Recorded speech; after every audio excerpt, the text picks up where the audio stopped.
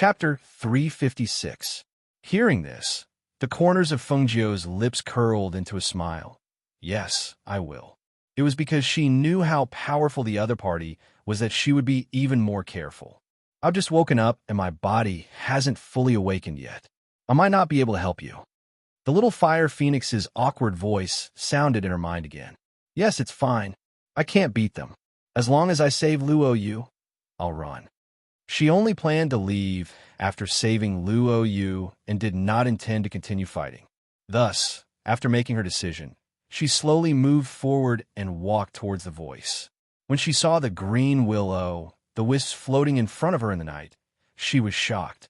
She felt that this matter was much more troublesome than she had imagined. The large open space in front of her had formed a barrier. Blood was gushing out of nowhere within the barrier's protective barrier. In the pitch-black night, it looked as if the blood was strangely surging in midair. There was so much blood, but at this moment, she was still standing outside the barrier and could not smell a trace of blood. She could only see dozens of green willow, the wisps dancing within the barrier. Hissing sounds were accompanied by bursts of struggling and painful cries from the flames. It was extremely strange in the night, causing one's hair to stand on end. Under the pitch-black night, only the green willow, the wisps could be seen. Relying on the willow, the wisps, she could clearly see the figures of several people in the middle. Sitting cross-legged in the middle of the large open space was an old man with disheveled hair. His wrinkled, old face looked withered and gloomy. Streaks of blood appeared on his withered face, as if they were flowing. It was a strange sight. The wide black robe on his body fluttered in the night wind. Around him, blood-stained skulls were placed in a circle. A dark aura that could be seen with the naked eye pervaded his entire body. That aura was so strong that it made her feel a strong sense of danger. It was as if a voice was telling her not to go any closer. Otherwise, she would definitely die here. The cultivators who were shouting angrily were the 4 people she saw when she entered the forest. However, they were all sitting on the ground. Their auras seemed to be draining away. Their faces were pale, and their words were weak. It was as if they couldn't move. Outside this circle of people, there were also people sitting on the ground. They seemed to have lost their consciousness as they sat cross-legged with lifeless gazes. They were like wooden statues as they stared blankly in front of them. Above their heads, there was a cluster of dark green flames revolving around them. And Luo Yu was one of them. Come on, come on. Suddenly, a long-haired woman in a blood-red dress silently appeared in front of her like a ghost. The pale face that suddenly enlarged in front of her had no trace of blood, but the pair of lips were strangely red, and the pair of eyes that gave off a cold and ghostly aura made one's hair stand on end. Chapter 357. Come on, come on. The woman in blood-red clothes walked backward, waving her pale hands in front of Fengjiu. Her blood-red eyes, which were cold and ghostly, stared straight at her, as if she wanted to look into the depths of her soul. Perhaps it was because she was confident in her own ability, but she did not doubt that this girl, who followed her like a puppet, would not be under her control. After all, this girl, who was dirty and messy like a beggar, was not eye-catching at all. In her eyes, this girl was the same as those people. They had all come here to sacrifice themselves. There was no exception. Fengjiu's eyes were empty as she walked in a daze. She was like a puppet that had lost its soul, but she was secretly paying attention to the movements around her. She discovered that the skinny and strange old man sitting in the middle did not pay much attention to her arrival, nor was he vigilant. He didn't even look in her direction. Obviously, he didn't put her in his eyes. She was slightly relieved. The old man should be an expert at the peak of the Gold Core realm. If he looked into her eyes, she was not sure that she could not be discovered under such circumstances. After entering the barrier, the thick stench of blood, accompanied by a nauseating stench, almost made her vomit. It was the stench that seeped out from the ground. It was very unpleasant. Smelling the stench, she couldn't help but wonder how many corpses were buried under the ground. The woman in the blood-red dress brought her to a place. After standing properly, she floated away. She sat down quietly like the others. She looked around and saw that the woman in the blood-red dress was floating in the air without touching the ground. That's right, if it wasn't a ghost, how could it appear so silently? She calculated in her heart that she would not be able to win against the old monster at the peak of the Jindan stage, but it should not be a big problem for her to escape with Luo Yu. Another thing was that she noticed that the people sitting around her, except for the 4 Jindan stage cultivators and herself, had all lost their consciousness. The strange old man and the woman in blood-red clothes seemed to be waiting for something. They did not attack the people around them. She hadn't done anything to them yet, but that didn't mean she wouldn't. Every cell in her body was screaming for danger. Just as she was thinking about how to take Luo Yu away, she heard the angry laughter of the Golden Core stage cultivators in front of her. We've known each other for so many years, but I didn't expect that you would even scheme against us. We were really blind. You entered the Tao as a devil. Even if you survive this calamity, you won't be able to go far. Ha ha ha, fellow cultivators, it's a worthy death for you to be able to prolong my life. After all, you don't have many years left in your lifespan. Isn't it better to use your remaining lifespan to help me? The skinny old man laughed sinisterly. His voice was cold and ruthless. So he was tricked into coming here? Fengjiu looked at them in surprise. She was not in the mood to pay attention to them. She felt that as the night deepened, the blood qi in the enchantment became thicker and thicker. She knew that she could not wait any longer. So she gritted her teeth, stood up from the ground with a whoosh, and quickly rushed forward to pull up Luo Yu, who was sitting on the ground in a daze, and covered his mouth and nose with her other hand. Chapter 358. Who is this person? The 4 gold core cultivators were stunned as they watched the thin and small figure who was originally sitting in a daze suddenly stand up and rush out. He arrived at a place only 5 or 6 meters away from them and pulled the dirty man up. He covered the man's mouth and nose with one hand and pulled him out of the barrier. They couldn't help but be dumbfounded.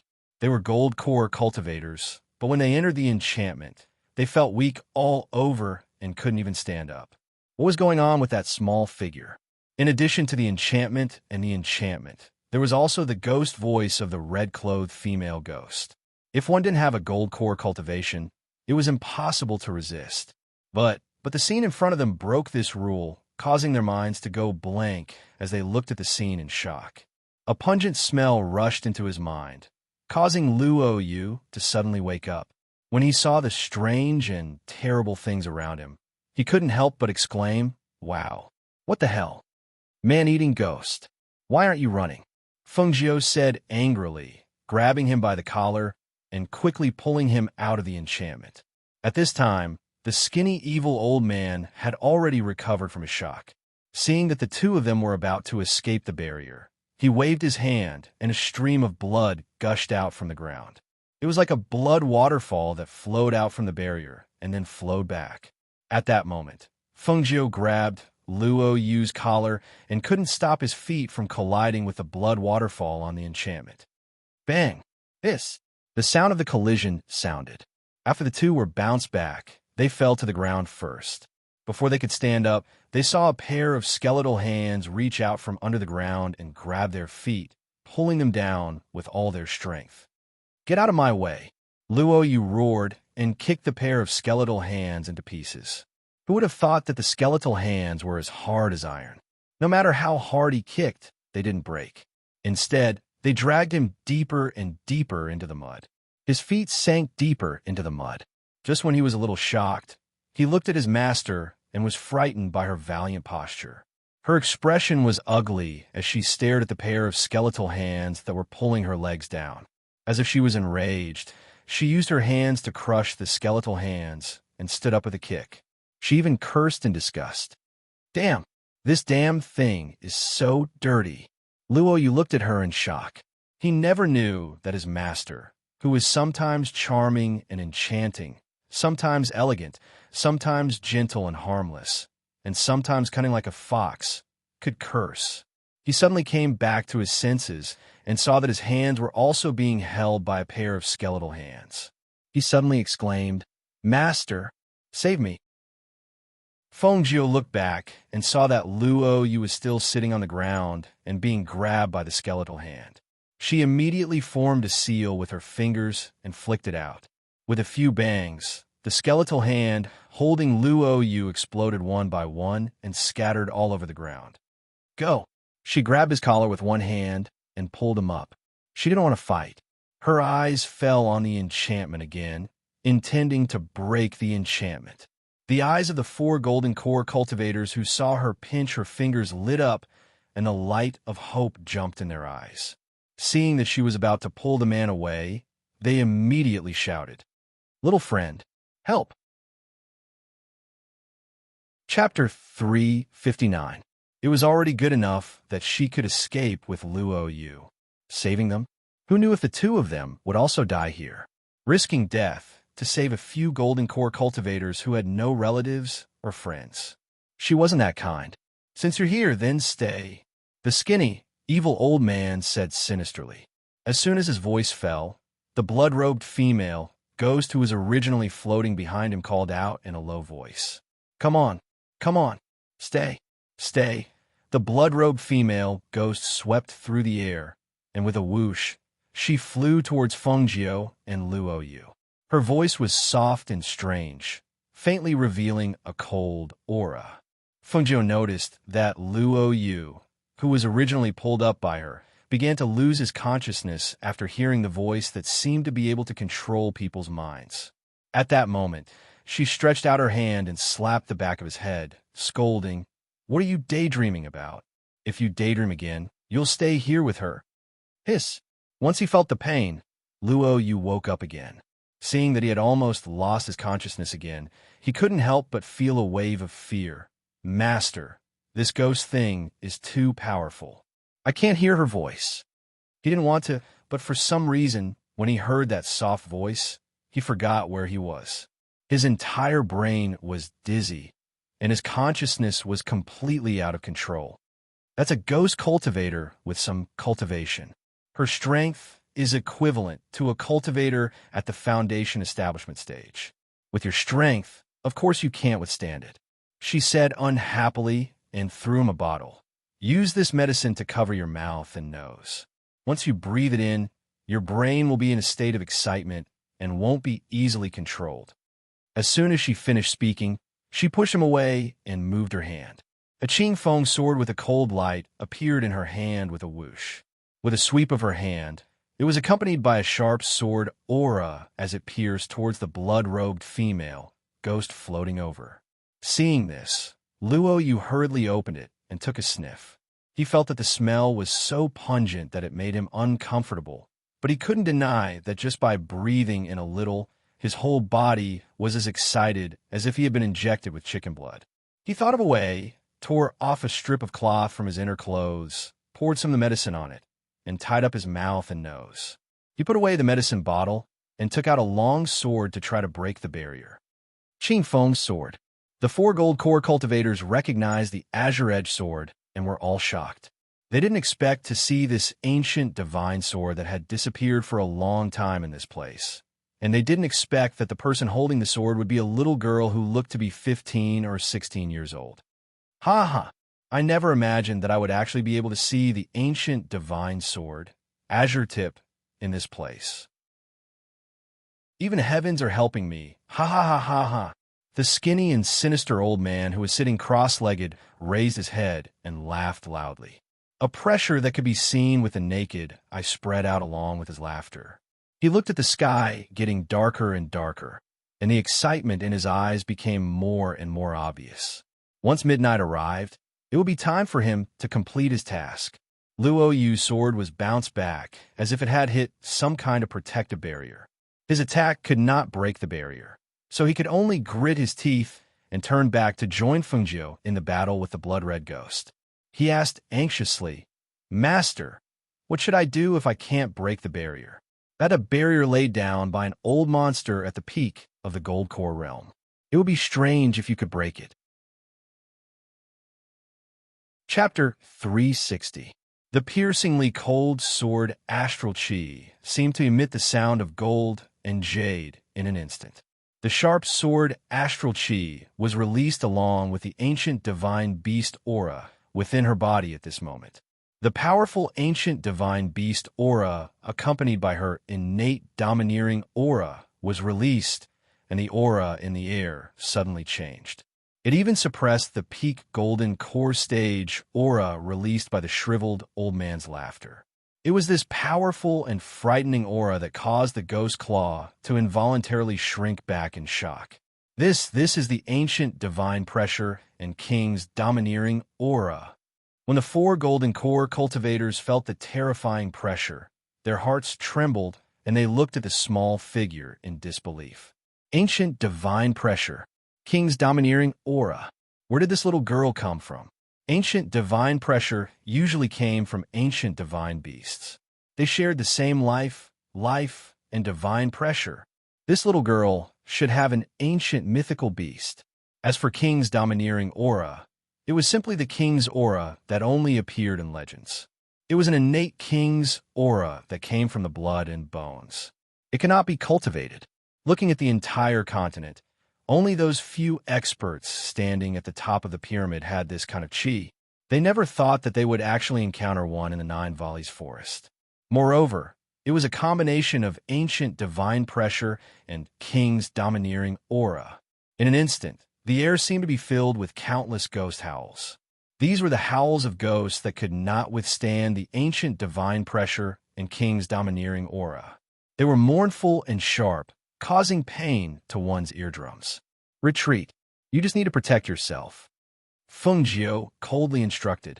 Her figure flashed in an instant, holding the Qing Feng sword as she faced the blood-robed female ghost that was pouncing towards her. Her speed was extremely fast, like a flash of lightning. The few Jindan stage cultivators could not catch her movements. They only knew that the dazzling light of the Azure Edge sword contained a sharp aura, and it slashed down at the blood-robed female ghost with a speed that was too fast for their ears. The ferocious aura and fast speed caused the blood-robed female ghost with foundation establishment strength to not even have the chance to dodge. She let out a mournful scream as her body was split into two.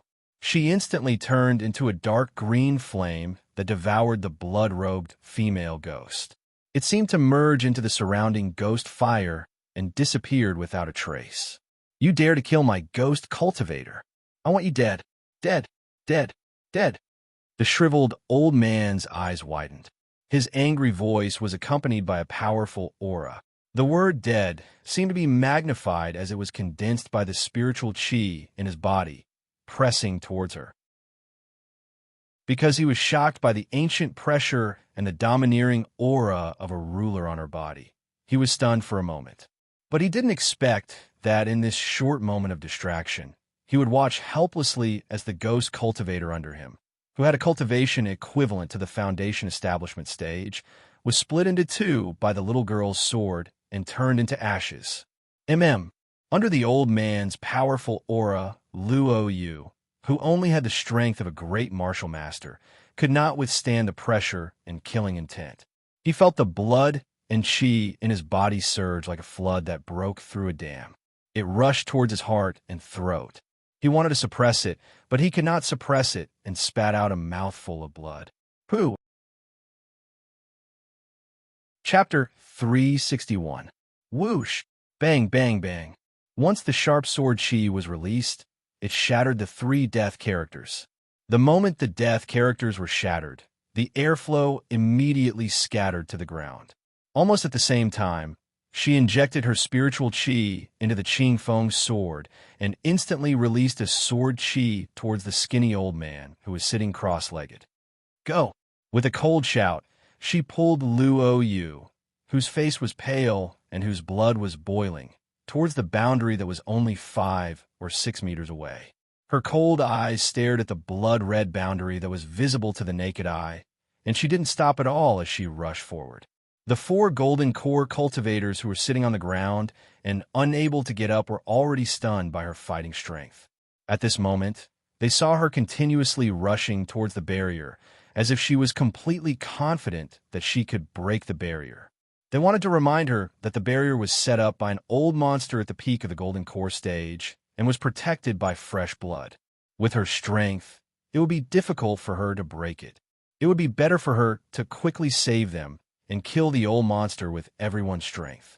However, who would have thought that a dense and pure spiritual energy would rapidly surge out from her hand that was holding the azure-edged sword? As the spiritual energy surged out, a scarlet-red flame also jumped onto the azure-edged sword in her hand with a whoosh. It was like a fire dragon that coiled around the blade of the sword. "Break for me!" She raised her hand and coldly shouted. The Qing Feng sword in her hand suddenly shot out a powerful sword chi accompanied by raging flames towards the barrier. Seeing this scene, the 4 golden core cultivators widened their eyes and sucked in a breath of cold air in disbelief. After she attacked with her sword, the blood that surged at the barrier was instantly burned by the flames, and the barrier let out a cracking sound. Crack! When the sound came out, the barrier that was surging with a powerful spiritual chi under the illumination of the flames actually cracked open at a speed visible to the naked eye. It was as if the surface of ice had been hit, and the cracks spread out until a loud bang was heard. The spiritual chi that condensed the barrier suddenly scattered. It actually broke. The 4 cultivators stared blankly, and they'd already forgotten where they were and the danger they were in. Instead, they were shocked by the unbelievable scene before their eyes, and they were unable to return to their senses for a long time. It seemed that the skinny old man couldn't leave the place he was sitting. When he saw the barrier break, the smell of blood and the life force he had collected spread out, and when he saw his efforts being destroyed by this little girl who came out of nowhere, his eyes shot out a bloody light. His anger soared to the sky, and his killing intent was overwhelming. The deafening roar was filled with thick resentment and murderous intent. The powerful pressure contained in the roar formed ripple-like lines that rippled outwards in circles, causing the ground to shake violently. There was a loud rumble, as if the mountain mud had been shaken off. The loud rumble was extremely clear in the night. "You've ruined my efforts. Cut off my life. I want you to die a horrible death." The skinny old man sat cross-legged and roared at the sky. His hands quickly formed a strange seal, and his sinister voice mixed with a bloodthirsty, murderous aura spread in the night. "Blood Soul Array. Activate." Fengjiu, who was escaping from the barrier with Luo Yu, suddenly felt a huge sense of danger. She quickly looked back, and her pupils suddenly shrank. She immediately injected spiritual chi into her hands and pushed Luo Yu forward, doing her best to send him 100 meters away. Chapter 362. Luo Yu only felt his entire body fly out uncontrollably, as if there was a force pushing him from behind. After he was pushed out nearly 100 meters, the pressure that made it difficult for him to even breathe also dissipated, and the strength in his body seemed to have returned. "Master!" He looked back and cried out involuntarily. He saw that a complex blood-red array had appeared where she was, and the fine lines seeped out from the soil, as if they were formed by fresh blood flowing through the array. The large blood array emitted a dense blood-red light and an aura of death, causing his heart to involuntarily tremble when he saw it. He had been a Phoenix Guard for so long, but this was the first time he had seen such a terrifying and shocking scene. He should have left, but seeing that his master was still there, he wanted to run back without thinking, but he heard his master's sharp voice. "Go to the place I told you to wait for me. Carry out my orders." Fengjiu shouted sternly, her voice concise, but with an unquestionable sharpness and pressure, forcing him to stop in his tracks. Master, his eyes were blood-red, filled with struggle and pain, and his heart was even more uncomfortable. If it wasn't for him, his master wouldn't have fallen into such a dangerous situation. If it wasn't for him, his master wouldn't have been unable to escape. If it wasn't for him, reason told him to listen to his master's orders and leave quickly, because his strength was too weak, and he couldn't withstand the pressure of a golden core old monster. If he stayed, not only would he not be able to help his master, he would also be a burden to her. But his feet were so heavy that he couldn't move. That was his master, his master who had fallen into danger to save him. How could he leave like this? Go quickly, Fengjiu shouted sternly, but she didn't have time to care about him. She turned around and looked at the strange blood array under her feet and saw that the complex lines in the array were flowing with blood. She didn't know where the blood came from, but the aura of death was too strong, and it really made her hair stand on end. Under Fengjiu's stern shout, Luo Yu gritted his teeth, turned around, and quickly left. Little fire, I can't move from where I'm standing. Do you know how to break this array? She used her divine sense to ask Little Fire Phoenix in the space, and her gaze fell on the skinny old man who sat cross-legged in the middle without moving. That old monster hasn't moved from where he's sitting. Could it be that he's sitting there and can't move? This blood soul array is an evil array, and it's formed by condensing human blood. The place where the old monster is sitting should be where the aura of blood is the strongest, and he should be to change the heaven and change. If you didn't ruin his plan, no one to survive here at midnight. Little Fire Phoenix's tender voice was solemn and dignified. After a slight pause, it said, "Be careful, don't step on the bloodlines in the array, and you won't be trapped. However, this old monster is determined to kill you. I think the best way is to join forces with the 4 Golden Core Adepts and kill him to prevent future troubles." Hearing this, she also felt that this was the only way. Hence, her gaze fell on the 4 Golden Core Adepts. Chapter 363. After all, they had seen her strength. Even if she couldn't defeat them, she would definitely be able to escape. However, they couldn't. If she didn't help them, the 4 of them would probably die here. After all, they had seen her strength. Even if they couldn't defeat her, they would definitely be able to escape. Hearing this, Fengjiu raised an eyebrow and said, "Help you? We are not related. Why would I take this risk? Even if I can't defeat them, it won't be hard for me to escape. But you guys, it's hard to say." Their hearts sank. They didn't think that she would really have this idea. In a moment, the 4 of them looked at each other. One of them stared at Fengjiu and asked, "Then, little friend, what do you want before you help us?" Hee. She laughed softly, revealing a row of white teeth. Her eyes sparkled as she stared at the 4 of them and said, "Looking at your appearances, you must be rogue cultivators? You've seen my emerald edge sword and know so much about me. If I can't become one of you, why would I take this risk?" Little Fire Phoenix, who was in the space, heard this and rolled his eyes. She was still trying to trick them at a time like this. However, these 4 Golden Core cultivators weren't weak. Some of them had already reached the intermediate stage. If they could be recruited, they would be worth 100. Upon hearing her words, the 4 of them fell silent. The moment she spoke, they immediately understood what she meant. However, even if this little girl was extraordinary, for the 4 of them to lower their heads and respectfully address her as master, they couldn't help but feel a little unwilling in their hearts. After all, cultivators who could cultivate to their level could already dominate a small country like this. However, although this little girl's skills were good, she was still a small cultivator who wasn't even at the foundation establishment stage. But if they didn't agree, no matter how high their level was or how strong they were, they wouldn't be able to escape and would lose their lives here. After thinking about it, the 4 of them looked at each other and asked, "What do you think? We're going to lose our lives. Why would we care about this strand of soul? Yes, even though she's young, she has the aura of a ruler. In the future, she will be extraordinary. Following her won't be a disgrace to us." "I think so too. All right, since no one has any objections, let's each offer a soul to her." Once the divine soul appeared, their lives would be in her hands. If she wanted to kill them, she only needed to crush the divine soul, and they would die without even fighting. Therefore, offering up their souls was already a sign of their utmost sincerity.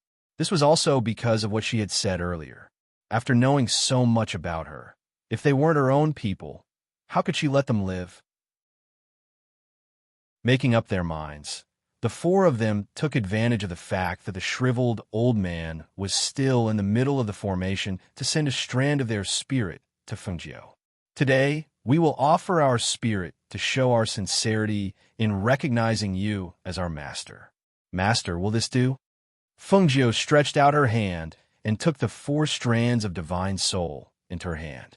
With a clench of her hand, they disappeared into her palm. She curled her lips and revealed a smile. Very good. Inhale the medicine, and it will allow you to quickly recover your strength. She took out a bottle of medicine from her space and threw it at them. At the same time, the green sword in her hand attacked them. A sharp sword chi instantly struck in front of them, causing them to shake off the ground, separating them from the blood traces on the ground. Swish! Bang bang! Chapter 364. The power that they had lost seemed to return to their bodies in an instant. Their eyes shined brightly as they clenched their fists and let out a low roar. The spiritual energy in their bodies surged and converged into every vein in their bodies. With a low bellow, their bodies stretched out in midair. Some of them grabbed at the air with their hands and sucked the air currents in the air into their palms. They then slapped down fiercely at the skinny old man who was sitting cross-legged. Some of them formed hand seals with their fingers, and a stream of air shot out to form a cold air blade that split into 3 and attacked the skinny old man with a fierce momentum. The ferocity of their attacks made Fengjiu sigh with emotion. Golden core cultivators were indeed different. As for the other 2, one waved his hand and the other waved his sleeve. Several hidden weapons shot out toward the skinny old man. The 4 people's attacks formed a circle, not giving him a chance to escape. However, the skinny old man was clearly stronger than the 4 of them. The skinny old man, who had his eyes closed and was forming seals, suddenly opened his bloodthirsty eyes. A bloody light seemed to shoot out from his eyes, and the smell of blood and death wrapped around his body. With a fierce roar, he formed the final seal with both hands and suddenly pushed it upward. A rich, bloody aura spread out from his hands, and a ferocious momentum crashed into the 4 people like a stormy wave, sending them flying. Pooh! The 4 people were injured by the powerful and fierce bloody aura. As their bodies flew out, they spat out blood from their mouths. They heavily fell more than 10 meters away and landed on the edge of the formation. As soon as they came into contact with the blood flowing from the formation, it was as if there were pairs of hands pressing them to the ground. Fortunately, the spiritual chi in their bodies had recovered, and their bodies were no longer as weak as before, unable to stand up. However, they were still injured by the powerful bloody aura, so they couldn't stand up for a while. At this moment, the emaciated old man's vicious and bloodthirsty gaze swept past the 4 people who had collapsed into formation before landing on Fengjiu, who was standing motionlessly in the middle of the formation. The killing intent in his eyes was so terrifying, and his ferocious face was so terrifying. The ruthlessness of his desire to tear Fengjiu to pieces caused the hearts of the 4 golden core cultivators to involuntarily tighten. Quickly run. The 4 people couldn't help but shout. At this moment, they couldn't help but worry for her. It wasn't because she was holding their lifeblood, but because they were worried for her safety. After all, if she died, their souls that she had taken away would no longer be a threat. Their warning was only because she was outstanding, because they didn't want to see a ruler with the domineering aura of a ruler who was very likely to rule over a part of the world in the future, be killed before she could rise up and fall. Run? Ha ha ha ha ha. She ruined this old man's plans. Not only will this old man kill her, but I will also make her die without a complete corpse. The voice was bloodthirsty and ruthless. As soon as the voice fell, a murderous aura covered the sky and rushed towards Fengjiu like a rising wave, as if it wanted to drown her in the murderous aura. At the same time, the skinny old man who had been sitting cross-legged flew up at this moment. His hands formed into claws and attacked Fengjiu with a cold and ruthless aura of death. His speed was so fast that it was almost impossible to see his figure. They only felt that the destructive aura of death was so dense that it made it difficult for them to breathe. Chapter 365. At this moment, Fengjiu narrowed her eyes as she watched the old man approach her. She watched as the aura of death enveloped her. The situation was clearly very dangerous, but at this moment, she became increasingly calm. If it was a cultivator who had just entered the golden core stage, she would not have been forced into such a tight corner. However, this old man was already at the peak of the golden core stage and was only a step away from entering the nascent soul stage. In addition, he cultivated an evil technique, so his power was definitely not something an ordinary golden core stage cultivator could compare to. Otherwise, those 4 golden core stage cultivators would not have been trapped here. When she entered the Jufu forest, she did not expect to meet such a golden core stage cultivator here. She also did not expect that a cultivator from another country would choose to change his fate here. She also did not expect that she would be involved in this massacre in order to save Luo Yu. At this time, if she was even the slightest bit careless, she would lose her life here. Thus, she had no choice but to be careful and give it her all. That's right, she had to give it her all. This crisis was fierce and did not allow her to dodge or retreat. If she wanted to live, she had to give it her all. In that instant, she took out a medicine and consumed it. The spiritual energy aura around her rapidly rose at a speed visible to the naked eye, and a powerful pressure was released from her body. At that moment, the invisible shackles that tightly bound her legs were broken. She jumped up and poured spiritual energy into the Qing Feng sword in her hand. Her aura changed, and with a clear shout, she met the old monster's attack head-on. Azure Dragon goes to sea. At the same time, the sword chi of the Qing Feng sword instantly turned into a huge dragon and charged towards the old man. The powerful sword aura drove the surrounding aura, causing the air pressure in the air to quickly become low and fierce. The wind blades and air currents were like ice-cold, curved blades that blew in the air. The fierce killing intent carried with it a powerful ancient pressure that caused people's hearts to turn cold. Roar! A dragon-like roar came from the mouth of the huge azure dragon. As the huge dragon head pounced towards the old man, its sharp claws slashed across. The old man's eyes were filled with shock as his black robe was cut open by the fierce air currents. However, before the dragon tail could touch the old man's body, the bloodlight in his hands swelled and condensed into a blood dragon that swallowed the azure dragon. 2 streams of air rushed up and entangled in the air. Looking up, one could see 2 giant dragons, one green and one red, formed by spiritual power tearing at each other. Wind blades were stirred up, and murderous auras were overflowing. The 2 dragons were fighting in the air, and Fengjie was also fighting with the old monster below. In just a few short moves, the old clothes on her body had been cut by the other party's air blades. Her cultivation was far inferior to him, and if it wasn't for her outstanding speed and martial skill, she would be utterly unable to exchange blows with him. After a few moves, she was gradually at a disadvantage. When she saw this, she gritted her teeth and seized the opportunity to toss out 4 bottles to the 4 golden core cultivators who were dumbstruck. Drink it. As soon as she finished speaking, she was hit in the chest by the old monster because she was distracted by throwing something out. A powerful aura of death rushed towards her, giving her no chance to dodge. She could only take the hit. Chapter 366. The 4 golden core cultivators caught the item she threw out. However, when they looked again, they saw that she was unable to avoid the palm strike and had taken it head-on. Just as they were worried for her, they saw that the palm strike, which was enough to kill her, had only pushed her back 10 meters. The tattered clothes on her body had been torn to shreds, revealing a silvery white color that flashed in their eyes under the night sky. It's actually a defensive treasured robe. The 4 people sucked in a breath. They didn't expect that she would have such a treasure. Furthermore, seeing that she wasn't injured after taking a palm strike from a peak golden core cultivator, it could be seen that the defensive treasured robe was extraordinary.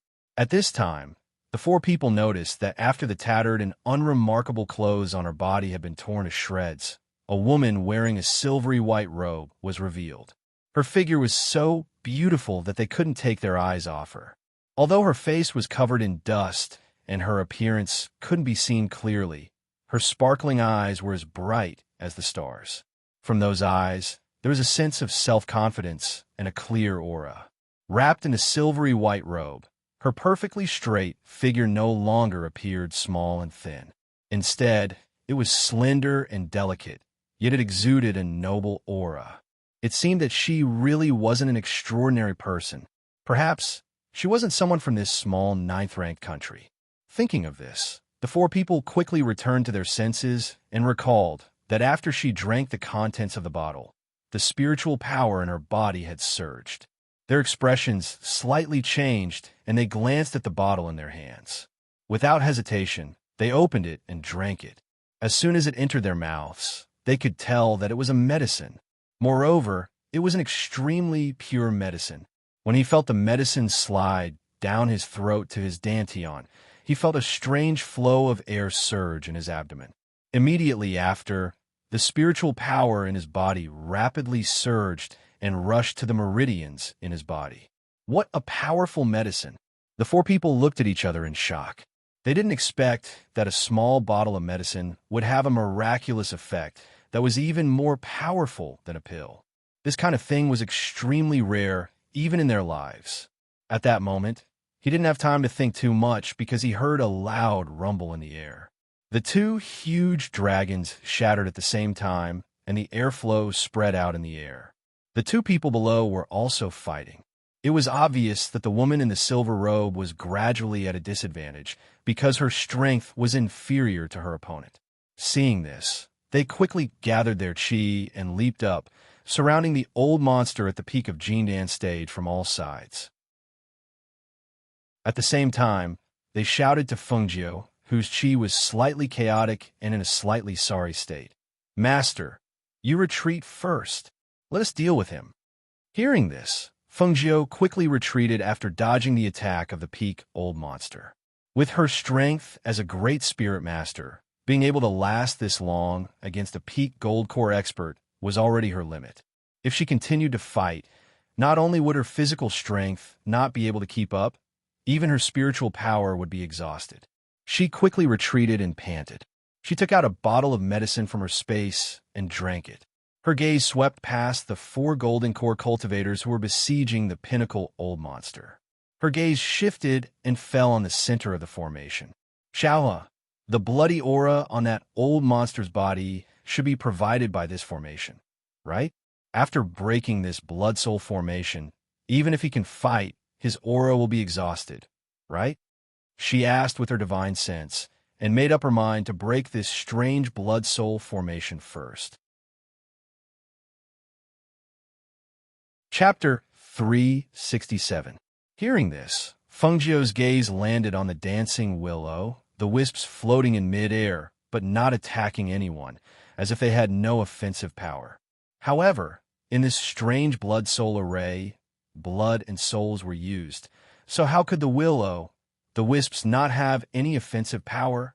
As for what kind of offensive power it would have, then let her give a try.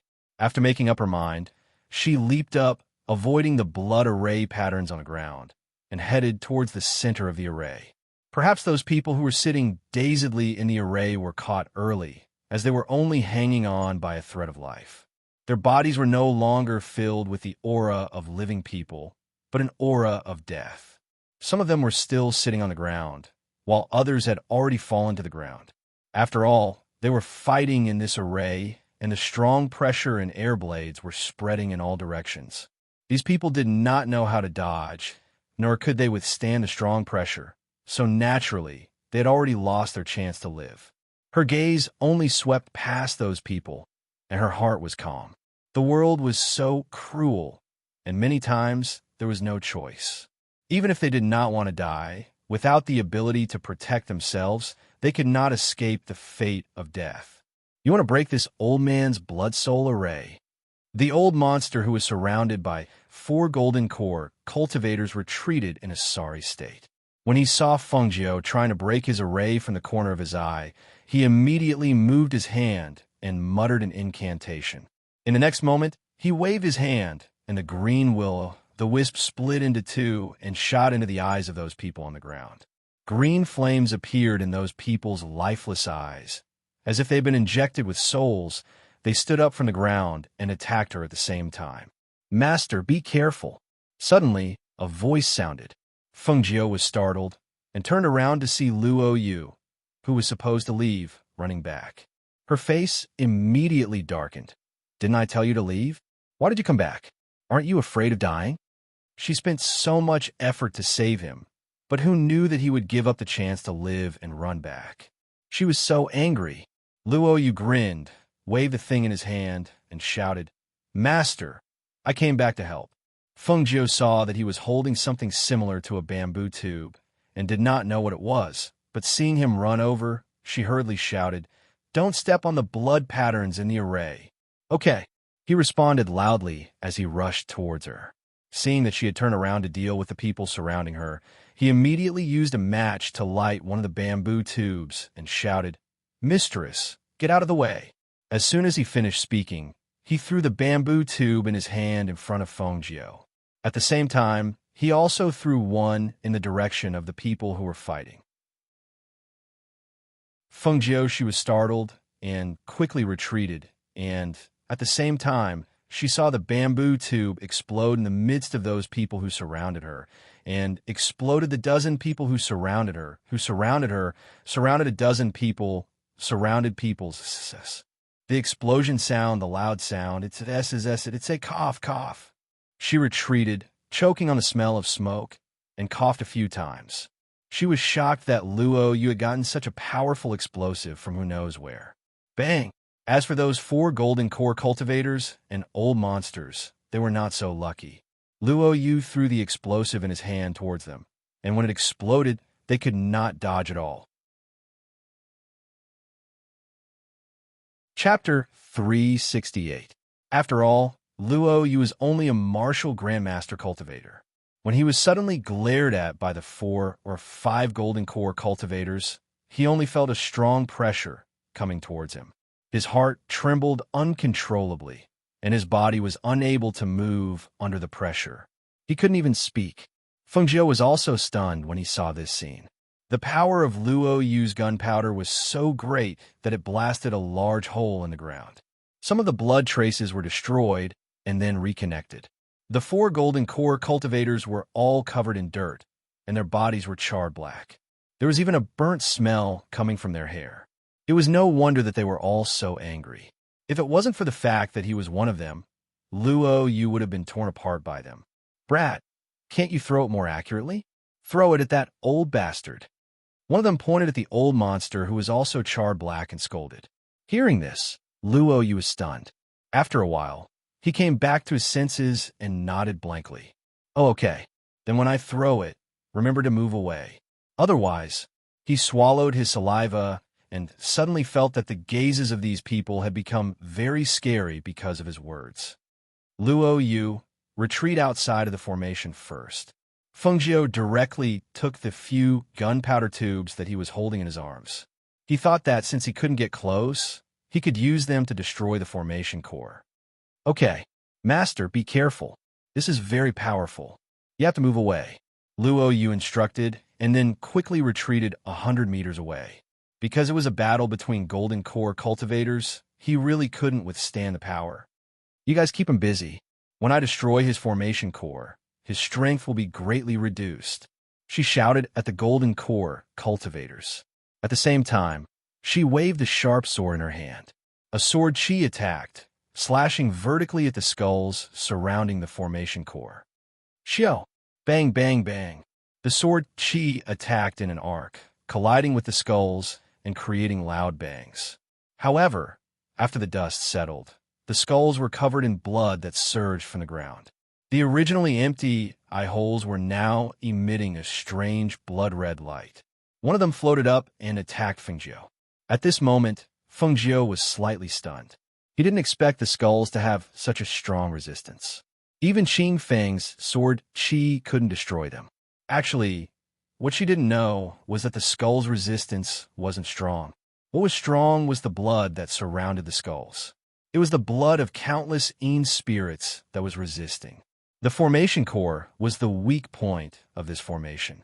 If the formation core was destroyed, the hundreds of Een spirits in this blood soul formation would be turned into ashes. Therefore, even without the old monster's control, even if they were afraid of the ancient divine pressure on her, they could only hold on. Seeing this, Feng Jiao ignited the explosive tubes in her hand and threw them out. One was thrown at the skulls, and the other was thrown at the center of the formation. Then, she quickly retreated. Just as she retreated, she heard two loud rumbles behind her. The power was so great that even the dust on the ground was blown up. Pooh! The old monster who wanted to go forward but was held back by the 4 golden core cultivators suddenly spat out a mouthful of blood. The blood-red aura on his body gradually weakened. His entire person seemed to have aged in an instant. Even the skin on his face wrinkled. Chapter 369. As soon as he finished speaking, all the aura in his body surged. The powerful pressure and airflow from his body accompanied by the roaring of the bloody and deathly aura. His bloodthirsty and malicious eyes stared straight at Feng Jiao. His whole body flew out like a rocket, enveloping Feng Jiao with all the airflow and pressure in his body. He was determined to perish together with Feng Jiao in this attack. The overwhelming deathly aura swept across and actually swept away the 4 golden core adepts. As they were swept away, they couldn't help but widen their eyes in shock. That powerful pressure and airflow was clearly the full strength of a peak golden core adept. He was determined to perish together with Feng Jiao in this attack. Just as he said, even if he died, he would drag the woman who ruined his plans down with him. Run! The 4 of them screamed. They were powerless to help and could only watch the woman in the silver-white robe stand there motionless. They didn't know if she was scared out of her wits or something else, but she just stood there and watched. They asked her to run, but she actually revealed a strange smile. It really made people think that she was scared out of her wits. Master, Luo Yu was also stunned by this scene.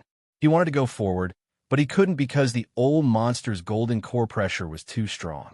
Even though he was 100 meters away, his whole body was stiff and couldn't move. He could only watch the scene unfold with his eyes wide open. Master!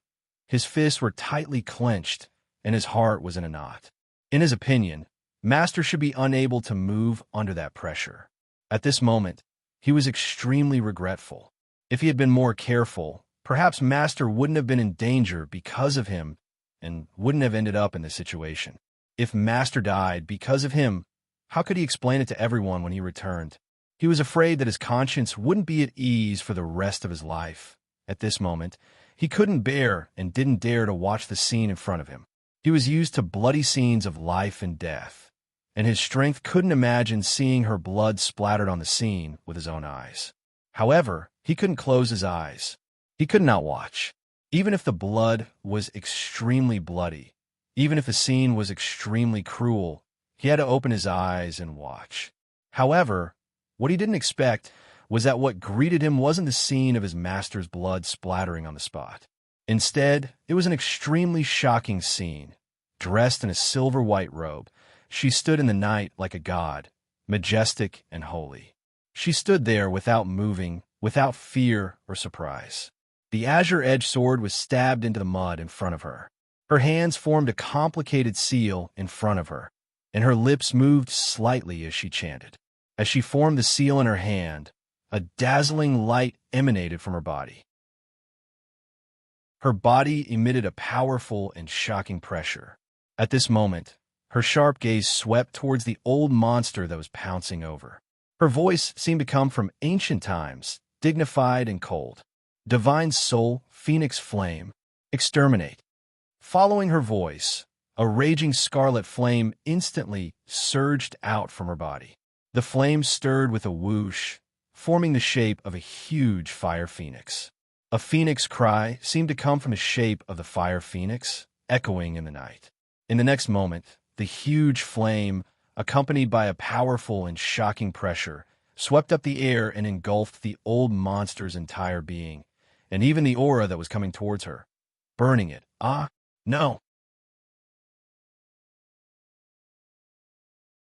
Chapter 370.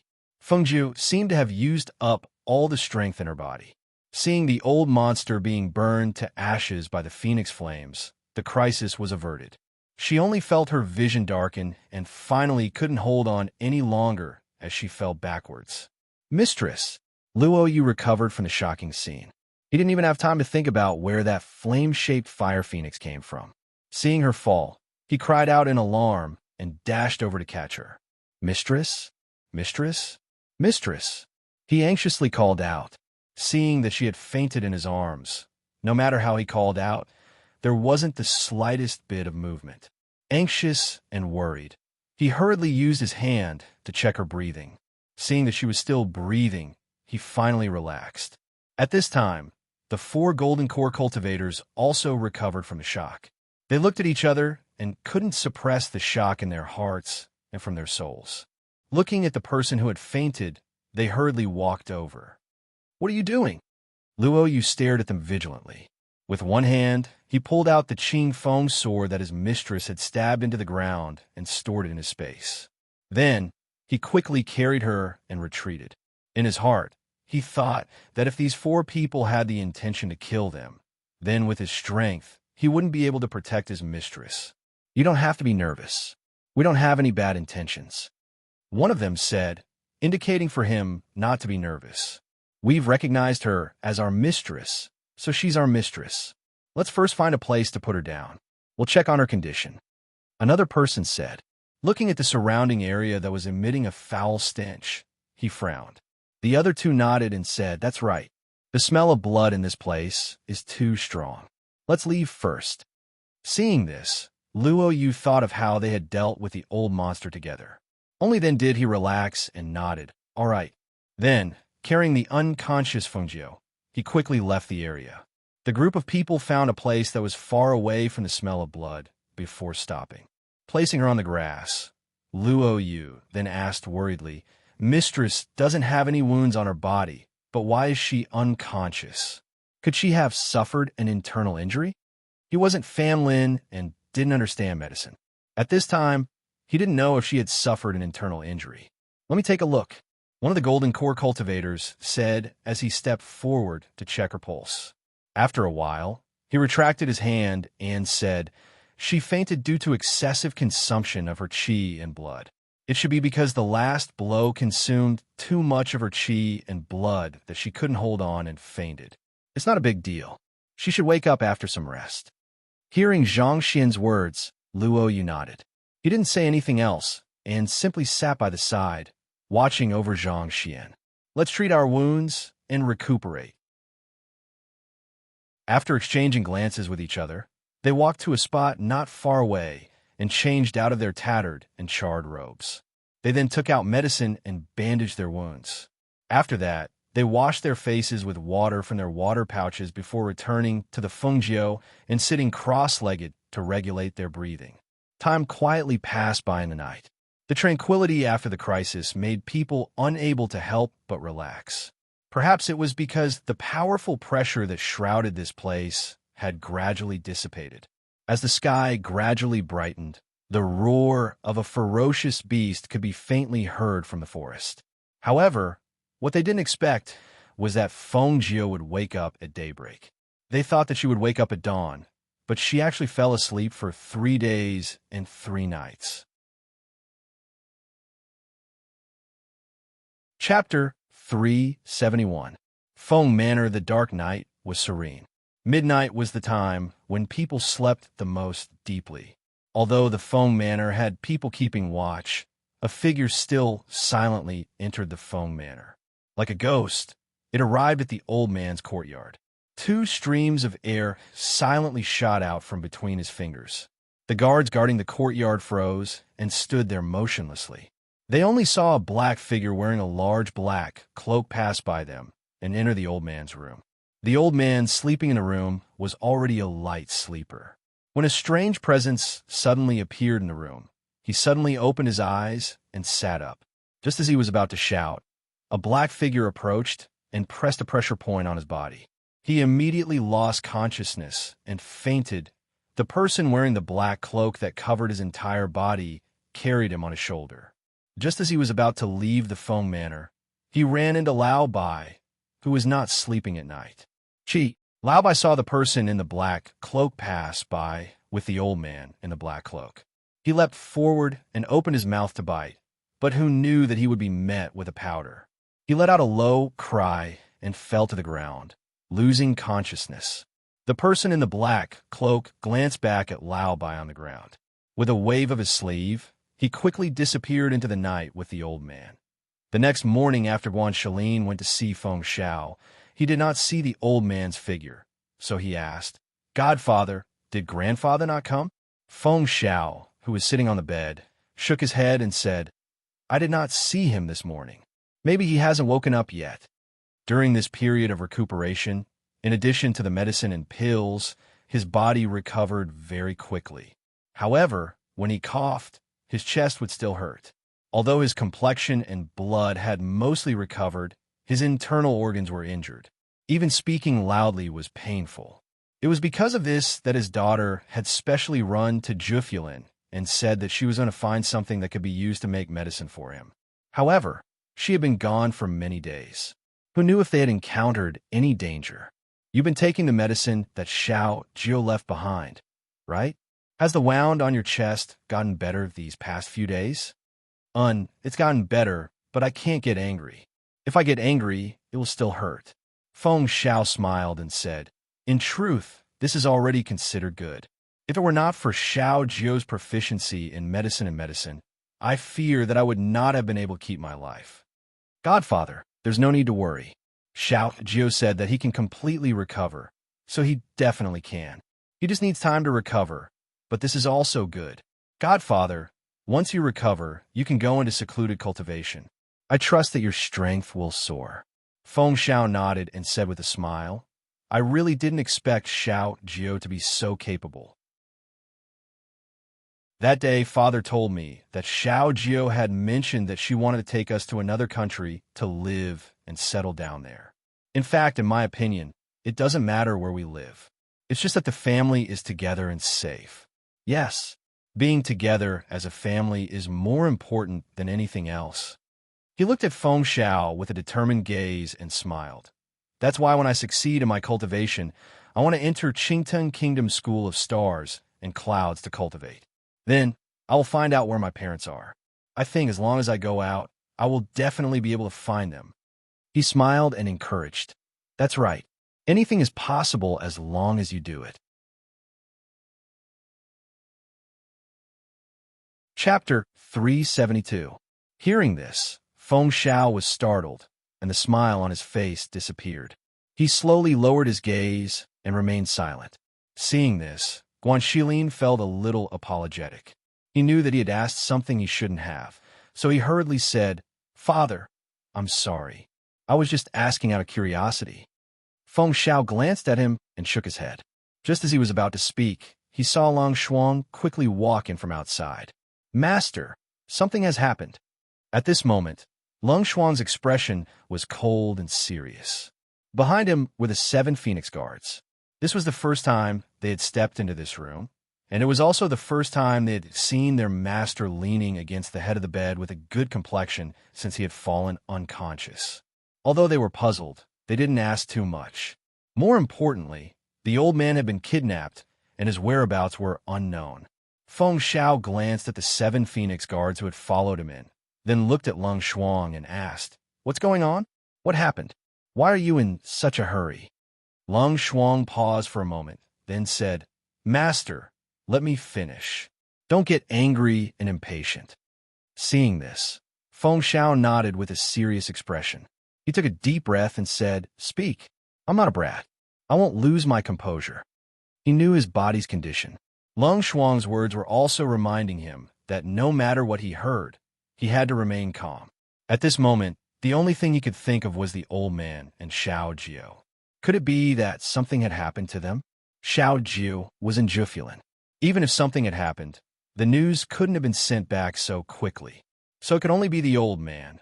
Thinking that he hadn't seen him since this morning, he exhaled softly and calmed himself down. He asked, "What happened to the old man?" "The old man has been kidnapped." She looked at Feng Xiao worriedly, afraid that he would be angered by the news. However, he wasn't. After hearing the news, his expression was calm. It was as if he was thinking about something. There was no panic, but the worry in his eyes could not be hidden. "What?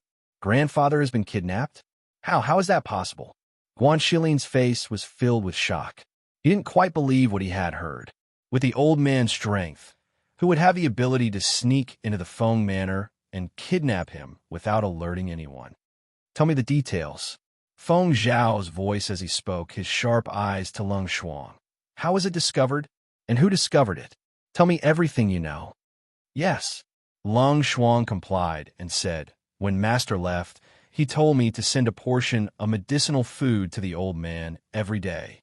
When I went over this morning, I saw that the expressions of the guards in the yard were off. They were standing there with their bodies stiff. Only when I went forward to check did I realize that someone had sealed their acupuncture points. When I went into the old man's room to check, the bed was cold. There were no signs of fighting in the room, and after checking, there were no clues left behind.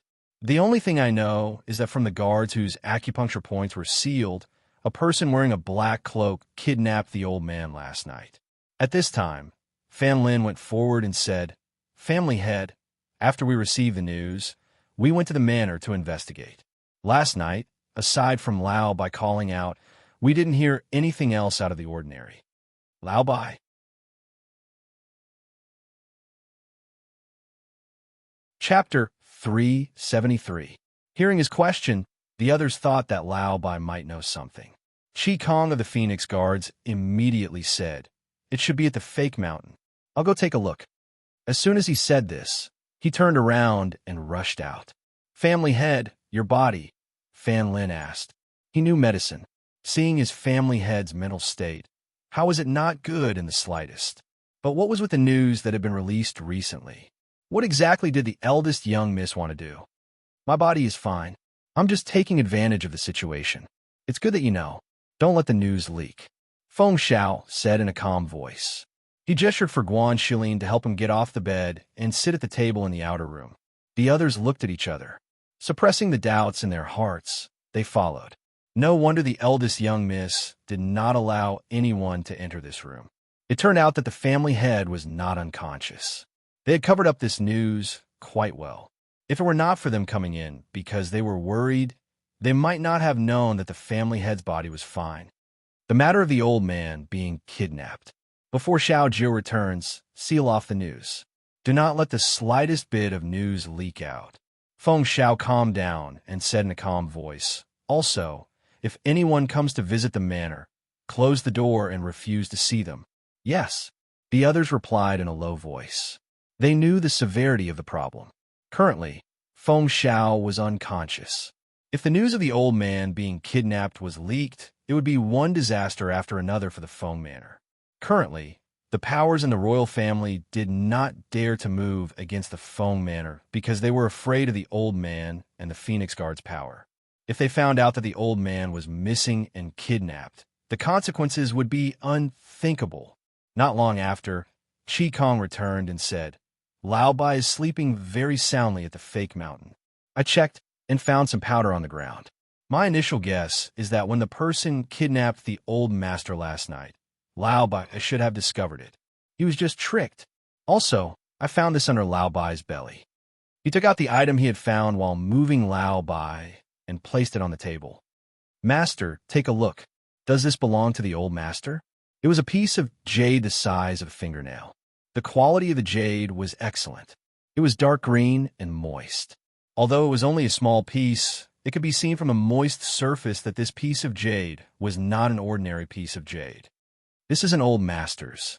After looking at it, Feng Xiao shook his head and pondered, "This kind of jade is very common even in the brilliant Sun Empire. It should have been accidentally dropped by the people who kidnapped the old man. However, with such a small piece of jade the size of a fingernail, it would be impossible to investigate. It's better to have some clues than no clues at all. At least we know that the old man's life shouldn't be in danger." Guanshelin said as he picked up the nail-sized jade piece and said, "I'll take this jade piece to the black market and let them check it out. Maybe they'll know where this jade came from. If there are clues, we can also track down Grandpa's whereabouts. You can take this jade piece to the black market. However, this is our only clue. Be careful not to lose it." Feng Xiao nodded as he spoke. Thinking of how Guanshelin had said that the old man's life would not be in danger, he relaxed slightly. Chapter 374. However, if news of the old man being kidnapped were spread, perhaps a disaster would befall the Feng Manor. Family head, approximately, when will the eldest young miss return? Should we send someone to look for her? One of the phone guards asked. The current situation in the manor was not too optimistic. If news were to spread, the manor would not even have a pillar of support. She should be back soon.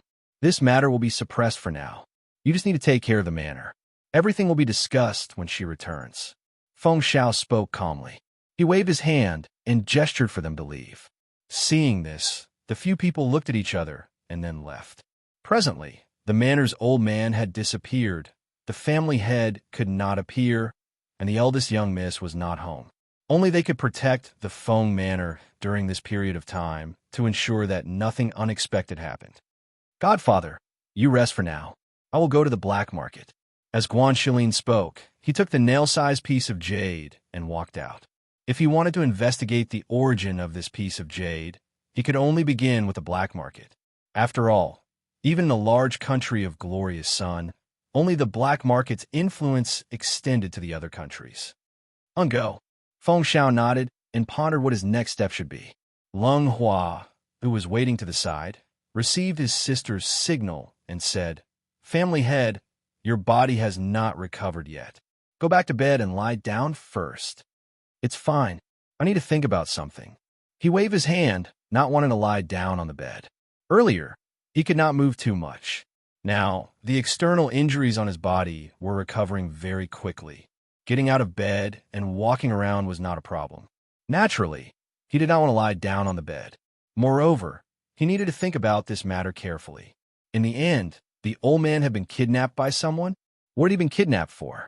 If it had been his daughter who had been kidnapped, he would have felt that the other party had taken an interest in his daughter's beauty.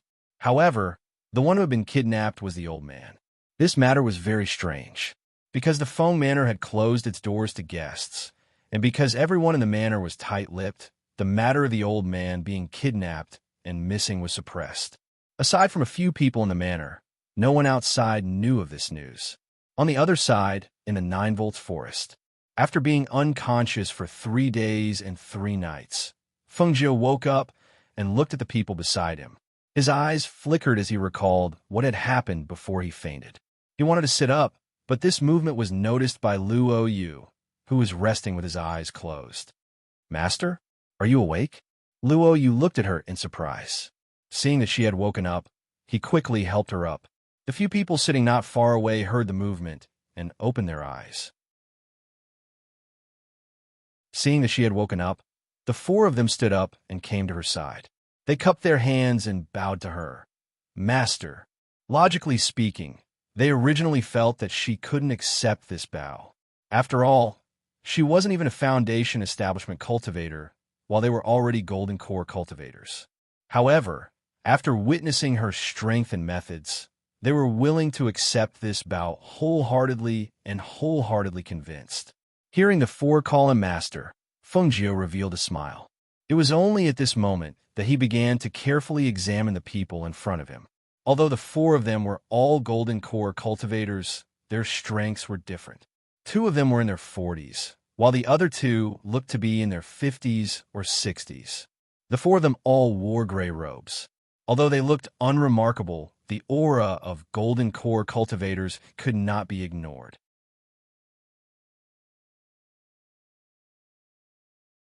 Chapter 375.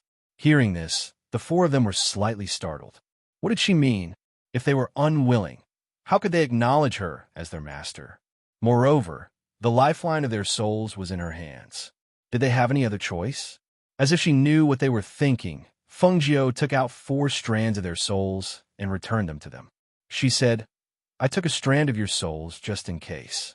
Now that the danger is gone, I'll return this strand of your souls to you. If you want to leave, then leave on your own." The 4 divine souls were retrieved by the 4 of them. However, at this moment, their hearts trembled slightly. With their strength, if she could take them as her subordinates, it would be like adding wings to a tiger. However, they did not expect that she would actually return their divine souls to them, and even say such words. Regardless of whether she was sincere or testing them, at this moment, their lifeline was no longer in her hands. To them, this was real and could be considered a good thing. After all, no one was willing to have their lives in someone else's hands. However, giving them the choice of whether to leave or not, giving them a second chance to make a decision, made the 4 of them fall silent. Stay or leave? This was a question worth pondering. At this moment, Luo Yu also nervously held his breath as he looked at them. Would the 4 of them choose to stay?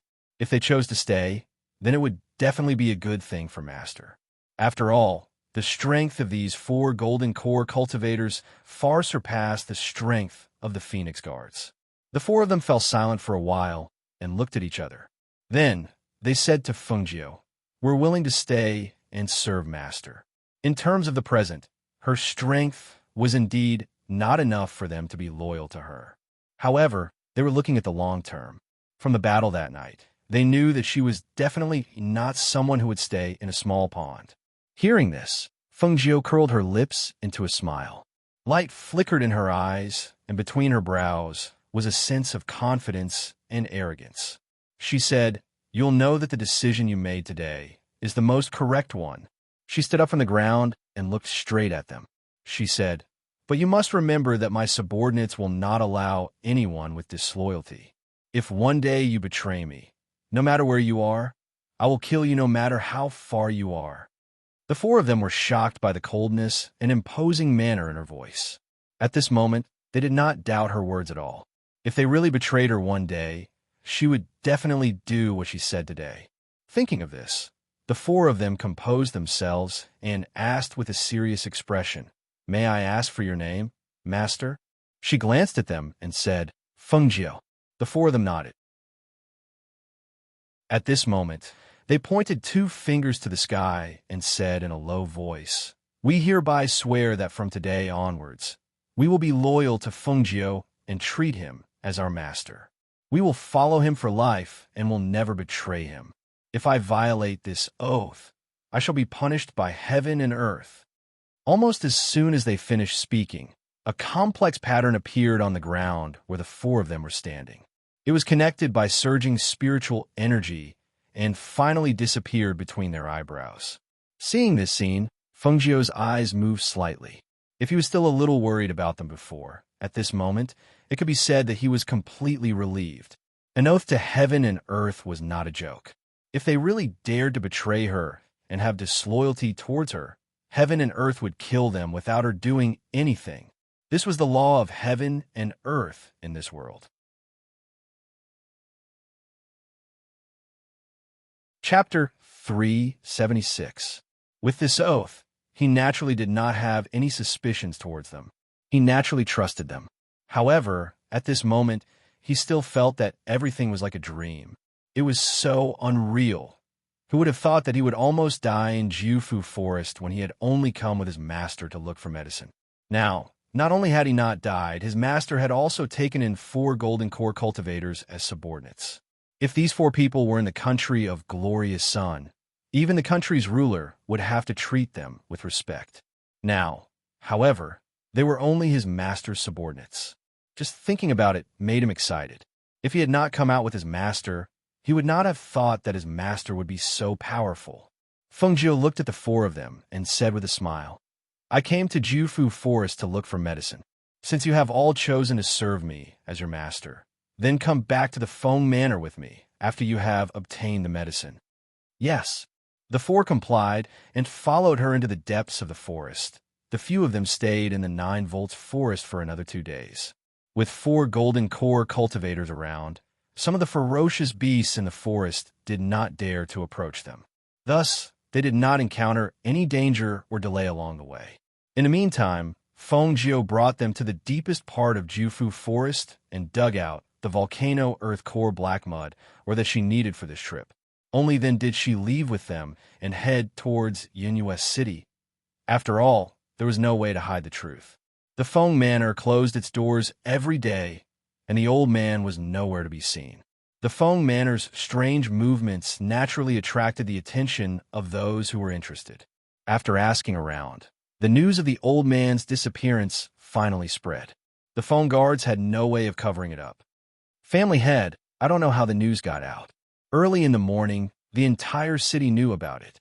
Now, quite a few people have sent people to inquire about the old man's whereabouts.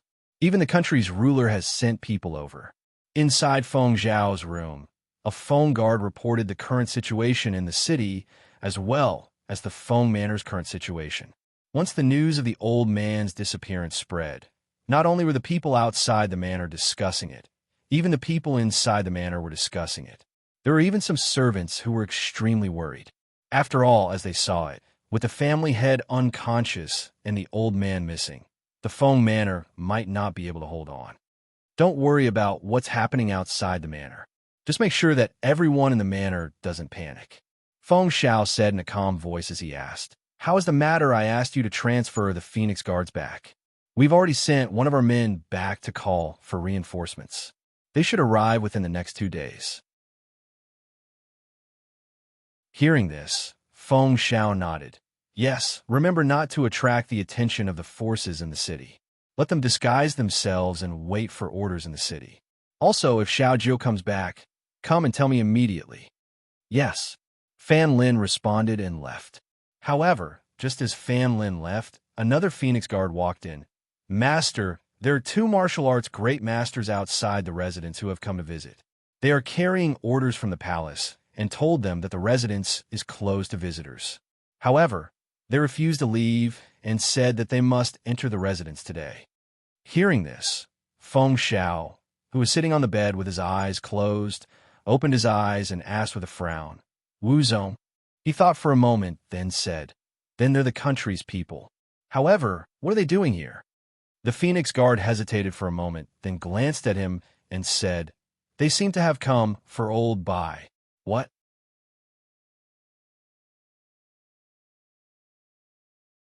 Chapter 377. These people are so shameless. Feng Zhao angrily shouted. His anger aggravated his internal injuries, and he couldn't help but grunt in pain. "Family head, your body hasn't recovered yet. You can't get angry." Lung Hua spoke from the side. He glanced at the Feng guard and said with a bit of displeasure, "Weren't the manners matters given to you to handle? Why are you asking the family head about this matter? The family head's health isn't good. Master said that we can't get angry. If his condition worsens, can you bear the consequences?" Hearing this, the Feng guard was stunned. It seemed that he never thought that Lung Hua, who had been silently watching over the family head like an invisible person, would say such a thing. Hearing his meaning, it seemed that he wanted them to make their own decisions and not disturb the family head. However, if the family head was unconscious, that would be one thing, but the family head was awake. If the manor's matters were decided without his permission, they were worried that they wouldn't do a good job. Go block them. Our Feng family is now a family clan. We no longer have anything to do with them. Even if they come with the country's token, block them. And they want to covet Xiao Jiu's old Bai. They really are shameless. Feng Zhao angrily spoke, but he held his chest in fear of aggravating his internal injuries. At the same time, he slowed down his voice and suppressed his anger. Yes. After receiving the order, the Feng guard retreated. When he turned around, he glanced at the young man who was busy pouring water for the family head. The words of this young man, who seemed unremarkable to them, were filled with decisiveness and fierceness. It caused them to have a whole new level of respect for him. Outside the manor, 2 elders stood with their hands behind their backs. Seeing that the door hadn't opened for a long time, anger appeared on their faces. One of them heavily snorted. "How long has he been gone? Who did he ask for permission? Why hasn't the door opened after so long? There's no one in the manor. The person in charge really is different. He doesn't even know the rules." The other elder also angrily spoke. Ever since that battle, they didn't have the slightest good impression of the Feng Manor.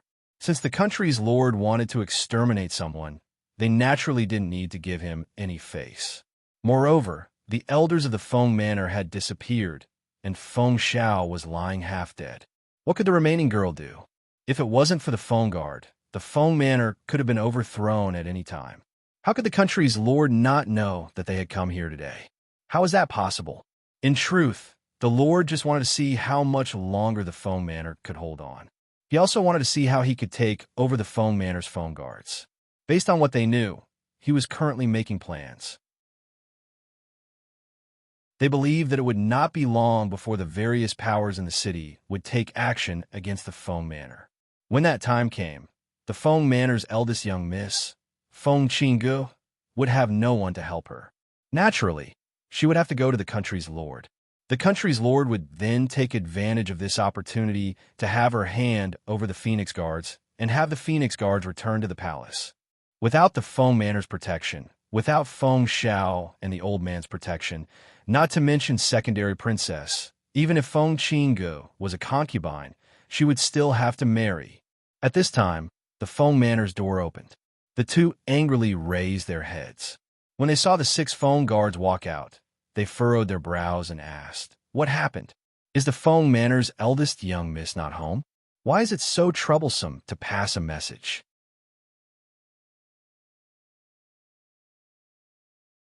Chapter 378. Hearing these words, the two were clearly enraged.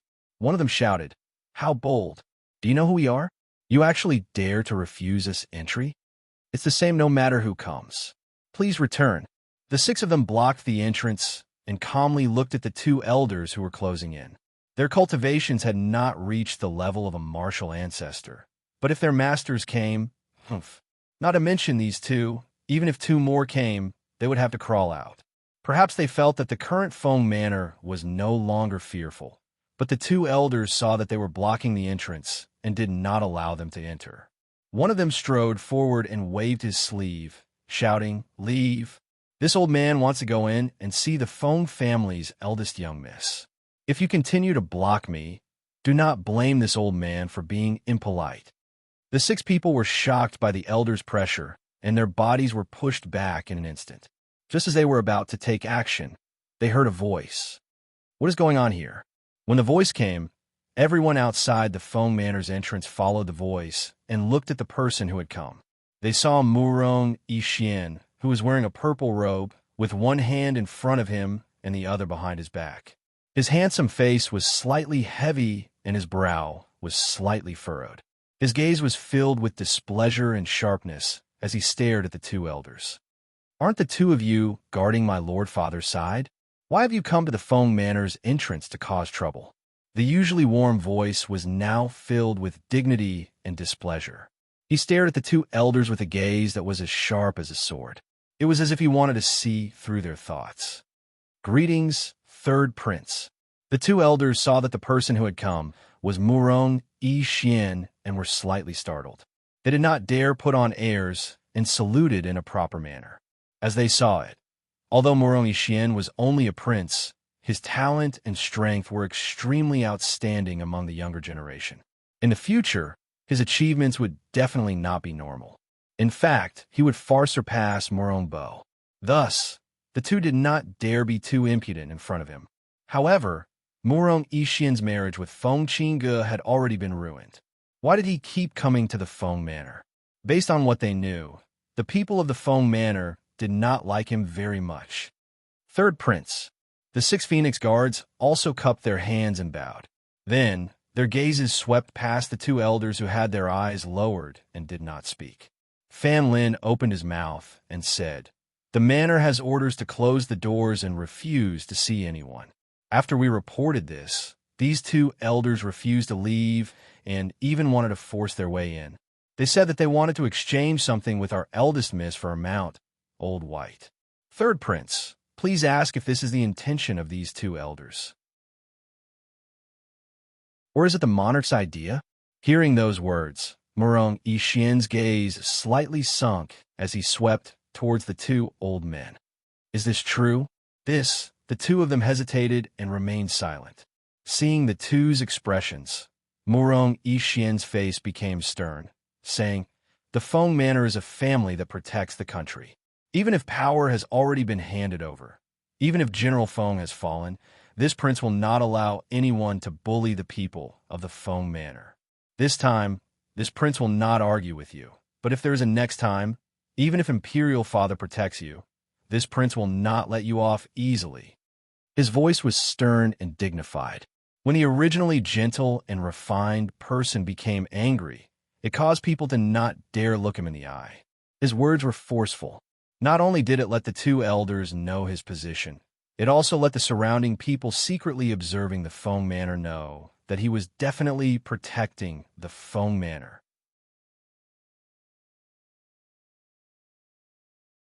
Chapter 379. Being scolded like this, the two old men became angry from embarrassment, but they restrained themselves. They only glanced at the Phoenix Guards and did not salute Murong Yixian before leaving with a flick of their sleeves.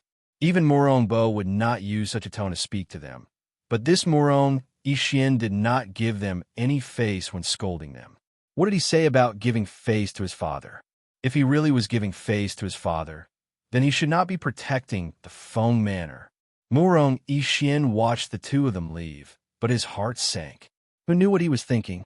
After a long time, he glanced at the Phoenix Guards and wanted to say something, but in the end, he only glanced at the Feng Manor and left without saying anything.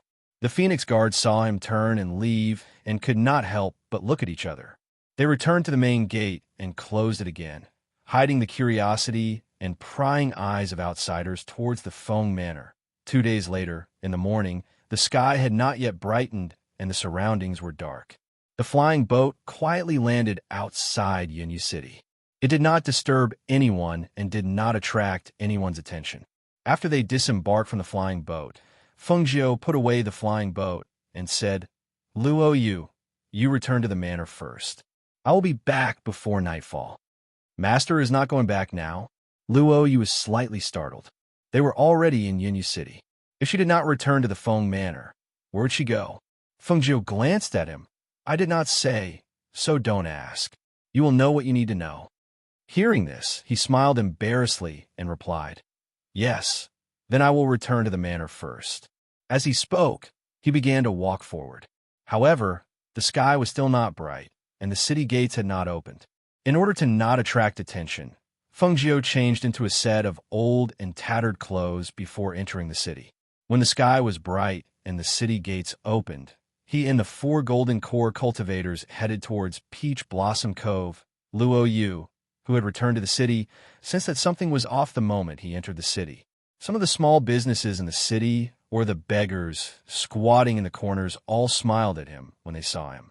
Especially when he passed by a tea stall and saw a familiar face. He knew that he had not mistaken those people. He had originally planned on going straight to the Feng Manor, but now he stopped and sat down at the tea stall. He loudly called out, "Give me a cup of tea." "He's here." The person who was busy making tea responded and walked over with the teapot. When he saw the person sitting there, he was slightly startled. Seeing that it was still early and there were not many people on the street, he smiled and went forward. He lowered his voice and asked, "Captain, why are you here? I should be the one asking you that. Why are you all here? Why are there so many of our brothers lying in ambush as soon as I enter the city? What's going on?" He had only gone out with his master for a while. Why was it that when he came back, he saw that the Phoenix Guards had been transferred over? What were they trying to do by disguising themselves as commoners in the city? "We received orders to come here. All of our brothers are in the city." "Captain, did you just come back? I heard that you went out with the eldest young miss. You probably don't know what happened in the Feng family recently, right?" Luo Yu, who had just taken a sip of tea, suddenly had a bad premonition. He asked what happened. "We don't know the exact situation. We only know that the old man has been kidnapped. It's already been a few days." The man lowered his voice and spoke. He then saw the captain, who had been drinking tea, suddenly change his expression. He put down the cup of tea on the table and suddenly stood up. He then walked toward the Feng Manor.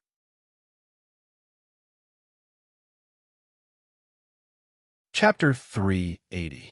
Luo Yu, who had quickly returned to the Feng Manor, headed straight for Feng Zhao's courtyard. Fan Lin and the others heard that he had returned, and they all came out to welcome him. They originally thought that they would see the eldest young miss, but who knew that they would only see Luo Yu return alone. Luo Yu, why did you come back alone? Where's the eldest young miss? Luo Yu saw them and quickly asked, I heard that the old master was kidnapped? What was going on? Based on the old master's strength, how could he have been kidnapped? There's no mistake, right? The old master was kidnapped, and his whereabouts are unknown. We suppressed the news for a few days. We originally thought that we could suppress it until the eldest young miss returned, but who knew that the news would spread in just a few days? Because of this, the manor has not been able to rest for the past few days. Hearing this, Luo Yu asked, When I entered the city, I saw that all of my brothers had arrived. Master and the others shouldn't have also come, right? They've all come. They're currently in the family head's courtyard. Fan Lin said then asked, Where's the eldest young miss? Why didn't she come back with you? Something shouldn't have happened, right? He cannot be blamed for thinking this way. Recently, one thing after another had happened in the Feng Manor. It was hard for him not to think this way. Ba. What nonsense are you saying? Master is doing very well.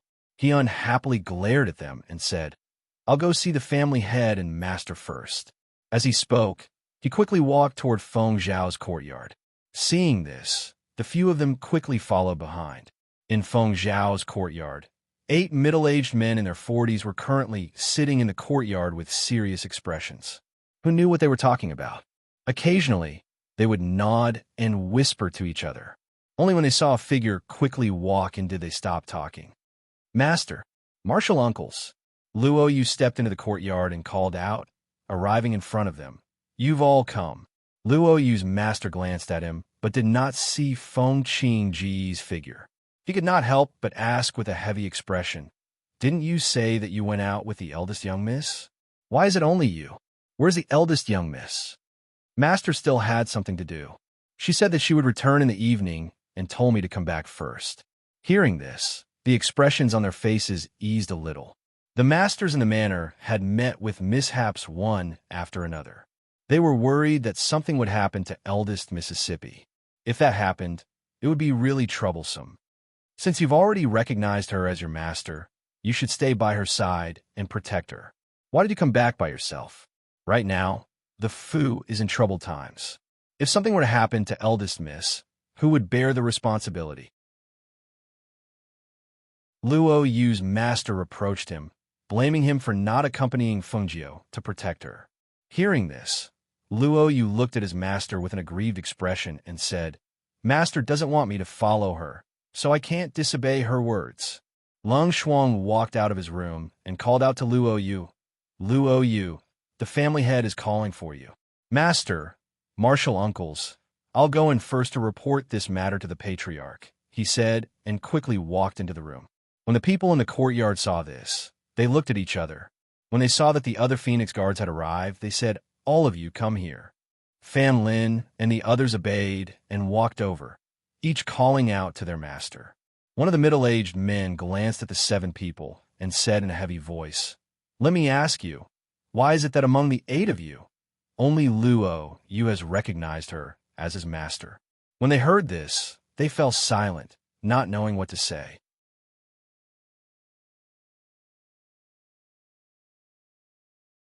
Chapter 381. Fan Lin hesitated for a moment, glanced at them, and said, We originally wanted to see eldest Mrs. Ability, but we didn't expect it to drag on. Luo Yu, on the other hand, was beaten up by eldest Miss once and immediately recognized her as his master. Oomph, I think you're all used to being arrogant. The middle-aged man heavily snorted and clasped his hands behind his back, saying, Don't forget, you are all Phoenix guards. We raised you since you were young and trained you for the sake of becoming eldest young Miss right-hand men. Now look at yourselves. You've been here for so long, yet you still haven't recognized her as your master. Hearing that they were being reprimanded, they lowered their heads and did not speak. They had indeed gone too far in this matter. I will give you a reminder. Seize the opportunity yourselves. Otherwise, you'll be crying if you miss it. The middle-aged man snorted and gestured. Leave. Don't just stand there. Yes. The few of them replied and left the room. After they left, the people in the courtyard shook their heads.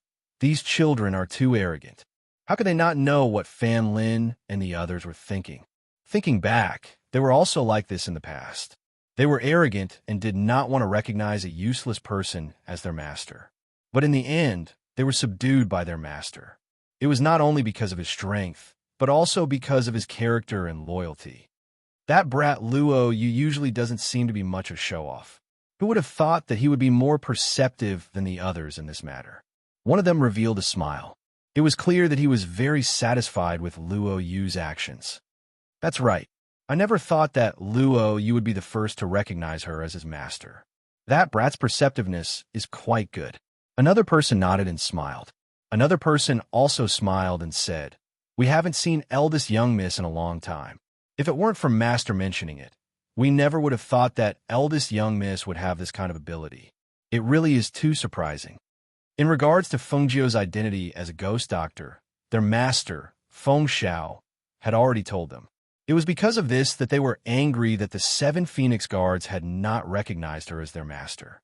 Say, they had spent the entire day in the Feng Manor, yet they had not even figured out the identity of the eldest young miss, the ghost doctor. Also, only Luo Yu had recognized her as master. How could they be so blind?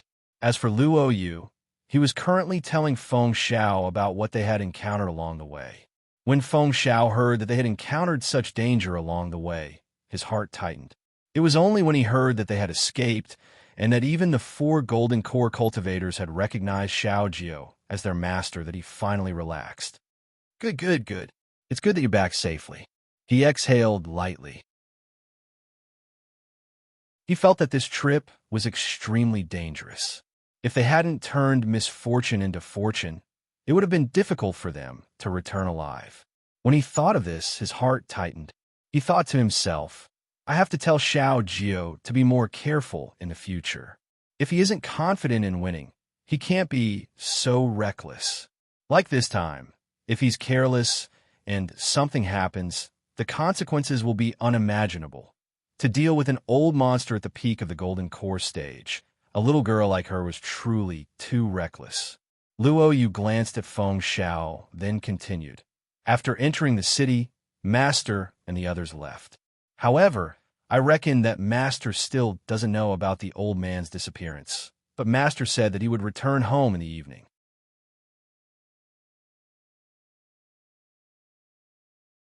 Chapter 382.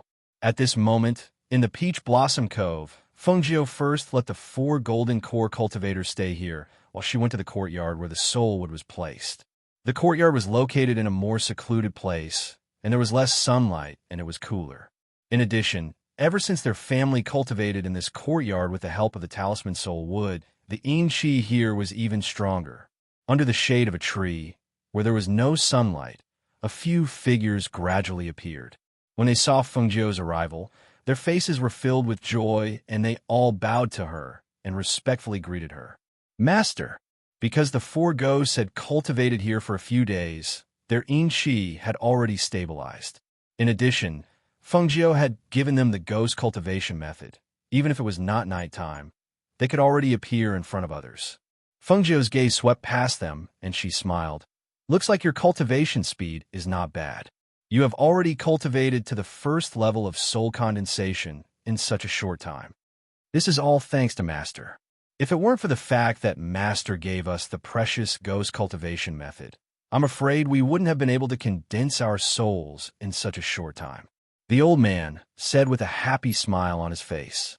Being able to condense their souls meant that they could appear in the day like a living person and walk in front of others in their human form. To them, this was originally something that they did not dare to imagine. It's good that you have succeeded in your cultivation. She nodded and walked to the table to sit down. She asked them a few things that had happened here recently. Master, everything is normal here. Even if a cultivator came, he would not be able to sense our presence. However, the old man's voice paused, and he said, The old man sweeping the floor in the Peach Blossom Cove is not simple. She raised her eyebrows. Tell me. Master said that we could move about as we pleased in the Peach Blossom Cove. That night, we went out for a day and just happened to run into that old man. At that time, he almost killed us. Fortunately, we said that we had Master's permission to cultivate here. Only then did he flick his sleeves and leave. He only told us not to disturb the people who came to the Peach Blossom Cove. Hearing this, Fengjiu smiled. When she first came in, she could tell that the old man was not simple. The aura on his body was very well hidden. Even she did not know how high his cultivation was. After such a long time, seeing that nothing had happened, she did not pay him any attention and allowed him to continue sweeping. You can continue cultivating here. Yang Yang is doing very well. My father has hired a teacher to teach him how to read and write. He has also personally taught Yang Yang some basic cultivation methods. When your cultivation is a bit higher and you can walk without fear of the sun, you can go to the Feng Manor to see him. Hearing this, they looked at each other with joy and said to Fengjiu, "Many thanks, Master, for nurturing Yang Yang. We will definitely work hard to cultivate." Fengjiu nodded, and then she stood up and walked out. As soon as she walked out of the courtyard, she saw the gray, clothed old man standing nearby with a broom in his hand. The smile on the corners of her mouth deepened when she saw this, and she walked over. "Is something the matter?" She stopped in front of him and asked. She was a bit curious. What kind of person was he? Why was he willing to silently sweep the floor as an old man? The old man glanced at her, then narrowed his eyes and said, "Young Miss has just returned. You should not know. Recently, everyone has been saying that the Feng family's old man has gone missing."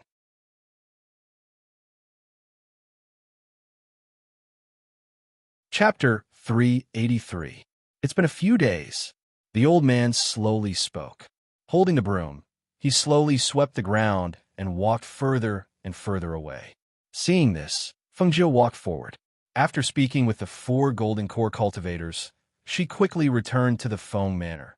Because she had returned home early, she arrived outside the Feng Manor's walls before evening. Seeing that there was no one around, she leapt up. When she landed in the Feng Manor's courtyard, several shouts could be heard. "Who is it?" The guards rushed over, but due to the tattered clothes the other party was wearing and the dust on his face, they couldn't tell who he was. They thought that he was someone who had sent him here. Just as they were about to draw their swords, they heard a familiar voice. "It's me." Fengjiu spoke and looked at the guards surrounding her. The guards were startled. After they recovered, they respectfully called out, "Eldest young miss." They then retreated. She nodded and walked towards her father's courtyard. Hiss. When she passed by the fake mountain, Old White, who was lying on the ground, let out a hiss. He swung his ponytail and happily ran towards her. He stuck out his tongue and wanted to lick her face. Old White. She patted his head and said with a smile, "I have something to do right now. I'll find you later. Be good and go play by yourself." As she spoke, she continued walking. Old White did not bother her. However, he slowly followed behind her and headed towards Feng Zhao's courtyard. The Phoenix guards who were guarding outside the courtyard were slightly startled when they saw the shabby figure walking over. They hesitated for a moment before calling out, "Eldest young miss?" Fengjiu glanced at them and asked, "Has Luo Yu returned?" "Luo Yu has returned. Right now, he should be in the courtyard. Should this subordinate call him over?" Fan Lin asked. "No need." She spoke and walked into the courtyard. She saw that there were 8 people either standing or sitting in the courtyard. They were all around 40 years old. "Eldest young miss has returned." When the 8 people saw her, they stood up and respectfully saluted her. "Greetings, eldest young miss." She nodded and walked forward. She did not recognize those 8 people, but she had an impression of them in her memory. He was her father's Phoenix Guard and also the master of the 8 squad leaders. "Master." Lung Shuang walked out. Seeing her return, a touch of joy appeared on his cold face. "How's my father?" she asked as she walked in. "The patriarch is doing very well," Lung Shuang said as he followed behind her. Because there were guards both inside and outside the courtyard, the door of the nearest room was not closed. His master had told him to let the air in the room circulate, which was beneficial for the master's recovery. "Master, you're back." Lung Hua smiled happily when he saw her. "I'm back." She nodded and went to the inner room. "Father, I'm back." Lung Shuang and Lung Hua retreated, leaving the two of them alone. Lung Shuang then said, "Hua, you wait here. I'll go back to the courtyard and take care of some matters before I come back." "All right," Lung Hua responded and watched her leave. He stood in the courtyard and stared at the 8 middle-aged men. "You're Lung Hua, right?" one of the middle-aged men asked. A smile appeared on his usually serious face. No matter how one looked at it, it seemed a bit stiff. Lung Hua looked at them and nodded.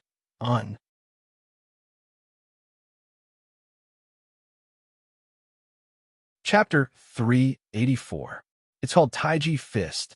"I learned it from Master," he said happily with a smile. There were so many people in the residence, but Master only taught him. Taiji Fist? The 8 middle-aged men looked at each other. They had never heard of this fist technique before. However, with their cultivation and eyesight, they could naturally see that the fist technique was very exquisite. It used softness to overcome hardness, and it had the power to deflect thousands of pounds with little effort. "Haha, Lung Hua, how about we exchange a few moves?" one of them said, wanting to test the power of the fist. Unexpectedly, Lung Hua shook his head. "No, Master taught me Taiji Fist, not only to strengthen my body, but also to give me the ability to protect myself. It's not for me to show off." Hearing this, the corners of their mouths twitched. It's not for showing off, it's for a spar. Why was this young man so stubborn? Didn't they say that he had taught a lesson to one of the Phoenix guards the other day? Why was his brain so stubborn now? "That won't do. I don't fight with my own people." He shook his head as he spoke. He stood at attention, not intending to pay them any more attention. Seeing this, they couldn't help but shake their heads and laugh. They didn't know where eldest Miss had found this pair of siblings. Although they weren't very strong, they were very loyal to eldest Mississippi. "Is Xiao Jiu back?" Guan Shilin strode in from outside. He looked at the 8 middle-aged men in the courtyard and nodded. "Young Master, Master is back. She's in the room," Lung Hua said, pointing to the room. Guan Shilin strode forward and said, "I was looking for her." He came to the door and knocked on it before walking in. Seeing the two people sitting and talking, he walked up to them. "Godfather, Xiao Jiu. Shilin, you're here. Sit." Feng Xiao gestured for him to sit at the side. "Brother, did you find out anything about the jade slip?" Her father had already told her about what happened that night. From what she could see, that person had only kidnapped her grandfather and hadn't hurt anyone in the residence. They probably wouldn't do anything to her grandfather. However, she didn't know what was involved in this. She actually came to kidnap her grandfather? With her grandfather's strength, the strength of the person who kidnapped him must be extraordinary. She was even certain that the person was not from the Glorious Sun. Leave it to the black market to investigate, but there is no news until now. After all, it will take some time for the news to travel back and forth. However, Supervisor Yin said that once there is news, he will inform us immediately. As Guan Shilin spoke, he looked at Feng Jiu and said, "I heard from Luo Yu that you were also in trouble. It's good that you came back safe and sound. How could you confront a master at the peak of the elixir realm head-on? If something happens, what do you want foster father to do?" "Yes. Xiao Jiu, you have to be more careful in the future. Don't mess around like you did this time. After all, your strength is limited. You have to act according to your ability. Even if Luo Yu loses his life because of this, no one will blame you. After all, the opponent is too strong. We don't agree with you risking your life like this." Feng Xiao reminded her in a serious tone. He only hoped that she would remember the danger this time and not mess around in the future. "Yes, I know," she responded with a smile. Her eyes were curved and her face was dirty. She looked like a playful little tabby cat, which made people smile involuntarily.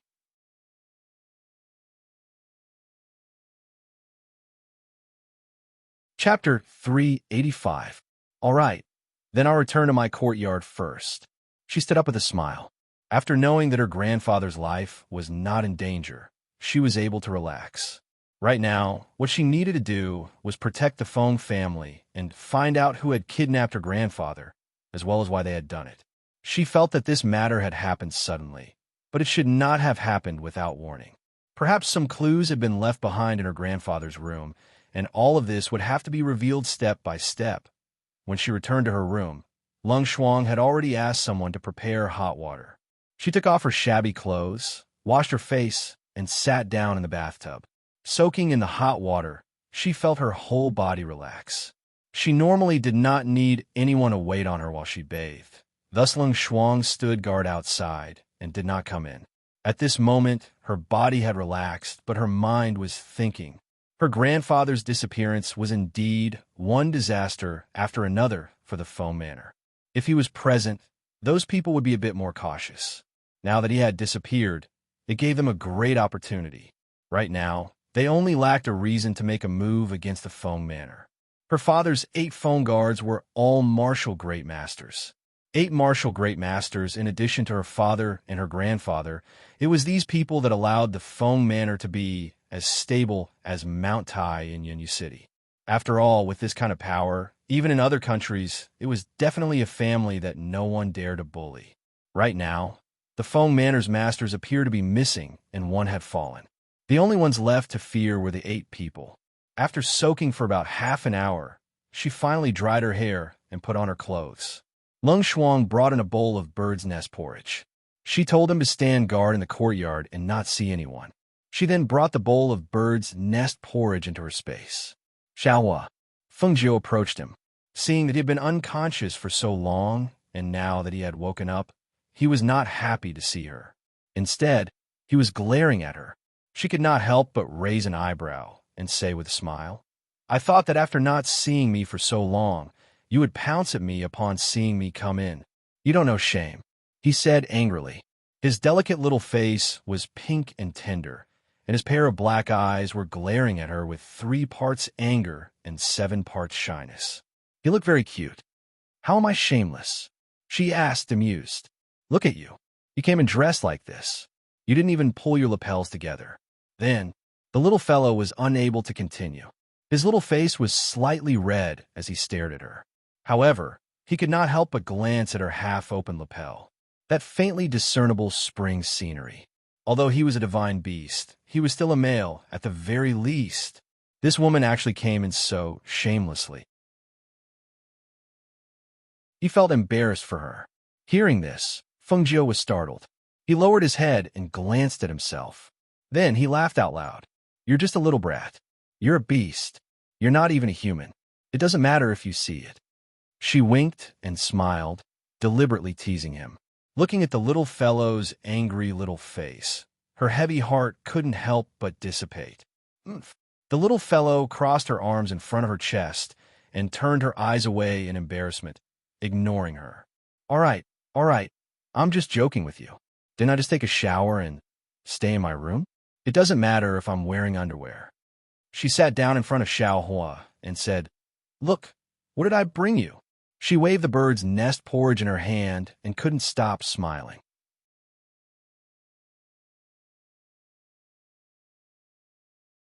Chapter 386.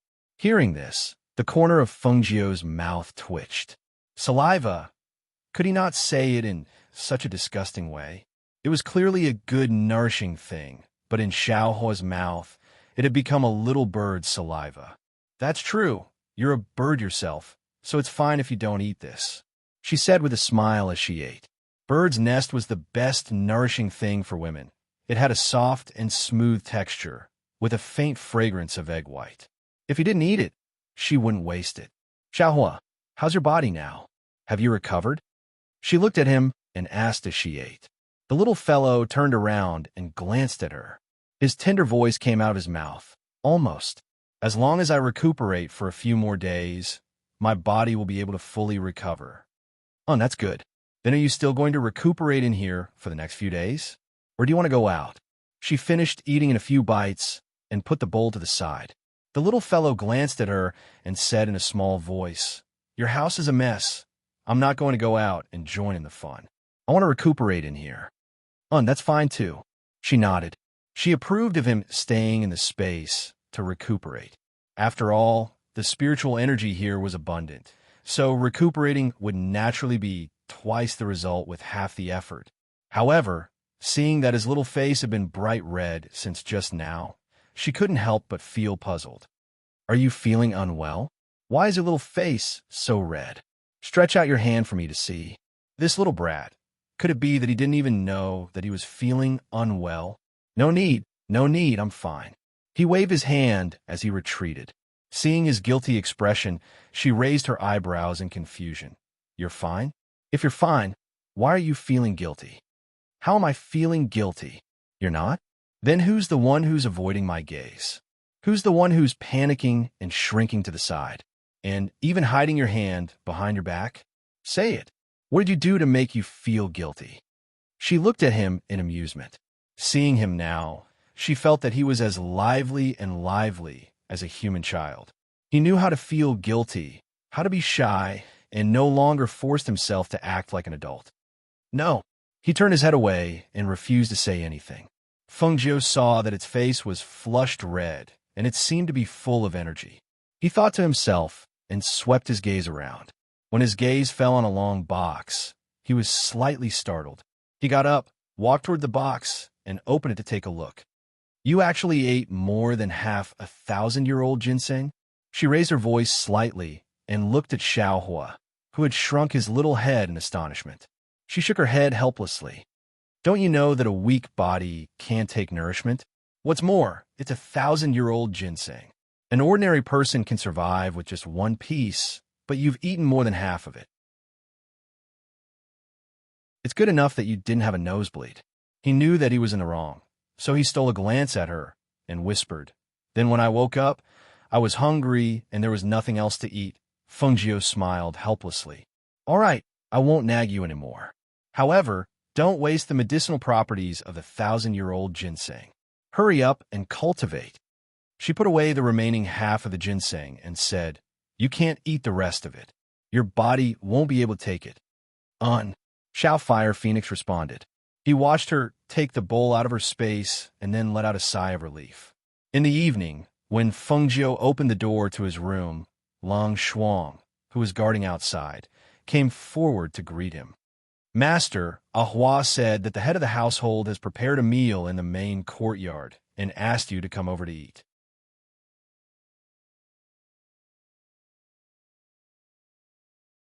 Chapter 387.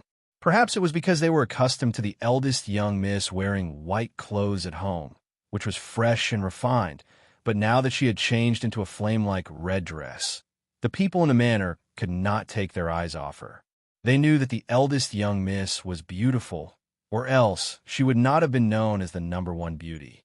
After being in the Feng manor for so long, it was not as if they had never seen her wear beautiful clothes before, but for some reason, this flame-like red dress on her body, combined with her unique temperament, made it impossible for them to find any words to describe her beauty. When the Feng guards and the others saw her slowly walk over, they could not hide the shock in their eyes. She was dressed in a red robe that was dazzling like fire as she slowly walked over. There was a trace of coldness between her brows, and when she raised her eyes, they overflowed with brilliance. Her entire person was emitting a languid and evil temperament from inside out. She was as seductive as fire, noble yet charming, and beautiful beyond compare. No matter how good their composure was, they could not help but stare blankly until that cold gaze swept over them. In an instant, they felt a chill rise from the soles of their feet to their hearts and into their minds. What shock! What beauty! All of it disappeared without a trace. All that remained was awkwardness. That was the person who would become their master. Yet they were stunned. It was truly shameful. Eldest young miss. They quickly called out and steadied their minds. Fengjiu withdrew her gaze and walked into the courtyard. The people in the courtyard also stood up and called out, Eldest young miss has come? She slightly smiled and looked at them. With a smile, she asked, Have you all eaten? Hee, we'll eat later. We're not hungry right now. Eldest young miss, quickly go in. Master is waiting for you inside. A middle-aged man said with a smile and gestured for her to go in. All right. She nodded in response and walked in. Xiao Jiao, come, sit here. Feng Xiao waved his hand, indicating for her to sit next to him. There was no one else in the room except for Feng Xiao, Guan Shilin, and Leng Hua, who was waiting on the side. Guan Shilin poured the wine and said with a smile, Foster, father asked someone to prepare your favorite dishes. I also brought some spiritual wine. Xiao Jiao, sit down and try this wine. Yes. She smiled as she walked to the table and sat down. Smelling the aroma of the food on the table, a happy smile appeared on her face. It's better to be home. I can't even find a place to eat these outside. Eat more if you like. You've been running outside recently. You've lost a lot of weight. Feng Xiao said, and put a piece of meat in her bowl. Yes, yes. She nodded and picked up her chopsticks to eat. At the table, the three of them only talked about their daily lives and did not talk about anything else. After they finished eating happily, they asked Leng Hua to take the dishes away. Only then did they sit down at the table and talk seriously. You don't know. That day, those two old things want to come to our Feng Manor to ask for old Bai. It was obvious that they wanted to rob our Feng Manor. If Yishuan hadn't stopped them at that time, they probably wouldn't have been able to clean up the mess.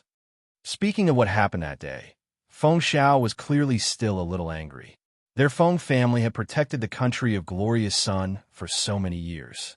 Now that they were no longer needed, what awaited them was such a cold treatment. It really made him angry. Were they the two people who ambushed you that time? Her eyes moved slightly as she looked at her father and asked.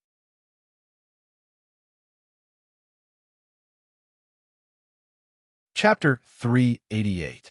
Hearing this, Feng Jiao smiled. Those two are nothing to be afraid of. Wait for me to think of a way to get rid of them.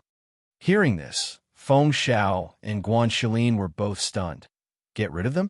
They are both at the peak of martial arts grandmaster. I'm afraid it won't be easy to kill them. They had thought of this idea before, but they didn't carry it out because they weren't completely confident. After all, those two were the monarch's men. If they couldn't kill them in one blow, they couldn't take the risk. Yes, I know. Father, don't worry. I won't do anything that I'm not confident of. She smiled and talked with them for a while to discuss some matters. When the sky gradually darkened, she left the room with Guan Shilin. Just as she was about to return to her room, she was called. Eldest Mississippi Feng Jiao stopped and looked at the 8 people and the 7 Phoenix guards standing behind them. What's the matter? The middle-aged men looked at each other. One of them turned around slightly and glanced at the people behind him. He smiled and said, It's these people who want to recognize you as their master. However, he was interrupted before he could finish. There's no rush. She waved her hand and walked out of the courtyard with Guan Shilin, leaving behind the people looking at each other. Seeing this, the 7 Phoenix guards were embarrassed and angry. They were already on their way to being recognized as their master, but she still wasn't willing to accept them. Did she look down on them? Did she think that they weren't worthy of being her subordinates? Thinking of this, the embarrassment and anger on their faces disappeared without a trace. Only worry and anxiety were left. Master, do you think Eldest Miss will look down on us? Chi Kong asked anxiously. He wasn't sure himself. Oomph, now you're worried? One of them snorted heavily and glared at them with disappointment. If First Miss doesn't want you, then we'll just replace you and let her pick a few more from the Phoenix Guards. Are you serious? Hearing this, the few of them immediately cried. It wasn't easy for them to become team leaders. If they were replaced because of this, where would they cry to? What do you mean? Luo Yu yawned as he walked in.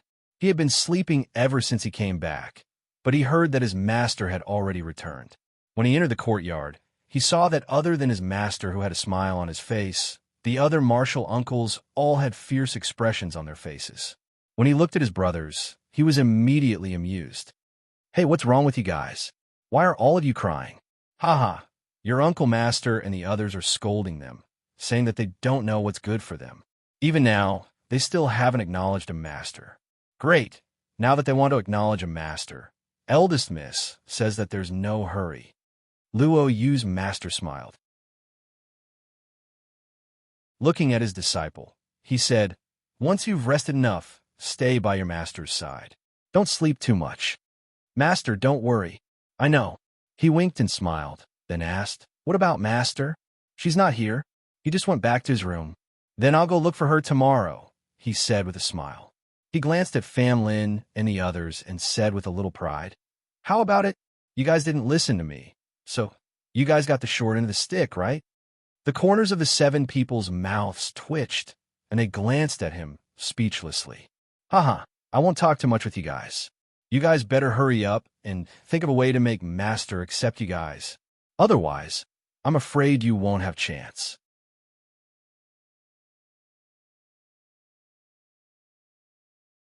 Chapter 389. Luo Yu let out a low chuckle and moved closer to them. Hee, let me tell you, it's a big loss that you didn't recognize me as your master. After that, he moved sideways to avoid them and came to his master. Master, this is a gift from your disciple. It's good stuff. He took out a small bottle from his chinquin bag and handed it over with both hands. His master was startled and looked at the thing in his hand. Could it be a medicine refined by Miss? Thinking about it, he had already taken it and opened it to smell it. This is a medicine, and it's a medicine that can improve your strength. Master's cultivation has been stuck for many years. As long as you take this medicine, you can break through in half a month. Hearing this, the 7 middle-aged men next to him were stunned. They looked enviously at Luo Yu's master holding the medicine and laughing happily. Then they kicked their disciples. You bastards didn't recognize me as your master. The men were unprepared in their but were kicked. They quickly dodged, but they were still a little confused. Luo Yu's medicine couldn't have been given to him by Miss, could it? Where did Miss get the medicine?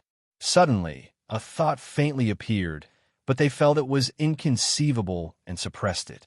Luo Yu's master looked at the medicine in his hand and felt gratified, but he didn't keep it. Instead, he asked, You gave this to me. Do you have it yourself? If there was only one bottle, he naturally couldn't accept it. After all, it should be given to him by Mississippi. I do. Master gave me a bottle. I said I asked for a bottle on behalf of Master. He chuckled and said, Master, martial uncles, I'll take my leave first. As soon as he finished speaking, he didn't wait for them to say anything and didn't give his brothers a chance to catch him and ask him questions. He ran away like a wisp of smoke. Master, martial uncles, we're leaving too. The 7 men said and quickly rushed out, chasing after Luo Yu. They planned to catch him and interrogate him. These bastards, sigh. They shook their heads and sighed. Looking at the medicine in Luo Yu's master's hand, they said enviously, Luo Yu, this brat is so considerate. That's right. How can my disciple not be good? He laughed heartily and said to the few of them, I'll have to trouble the few of you to guard this place. I'll go in and inform Master, and then try out the effects of this bottle of medicine. And go ahead. Don't worry, we're here. The 7 nodded and smiled. All right. He first entered the room and reported the situation to Feng Xiao. Only then did he return to the courtyard where they lived to cultivate. As for Feng Jiu, after returning to the courtyard, he gave some instructions to Lung Shuang, and then returned to his room to cultivate. Early the next morning, he pulled Lao Bai and went out. Because Luo Yu was in closed-door cultivation, the only ones left were Fan Lin's group of 7. After the 7 of them had asked Luo Yu last night, Luo Yu had revealed to them that their master was the ghost doctor. After hearing this news, the first thing they had done was to seek confirmation from their master. After receiving confirmation, they only felt incredulous. They had been unable to sleep the entire night because of this matter. Today, they had woken up early to keep watch, only to see her pulling Lao Bai out of the house. Where do you think Master went so early in the morning?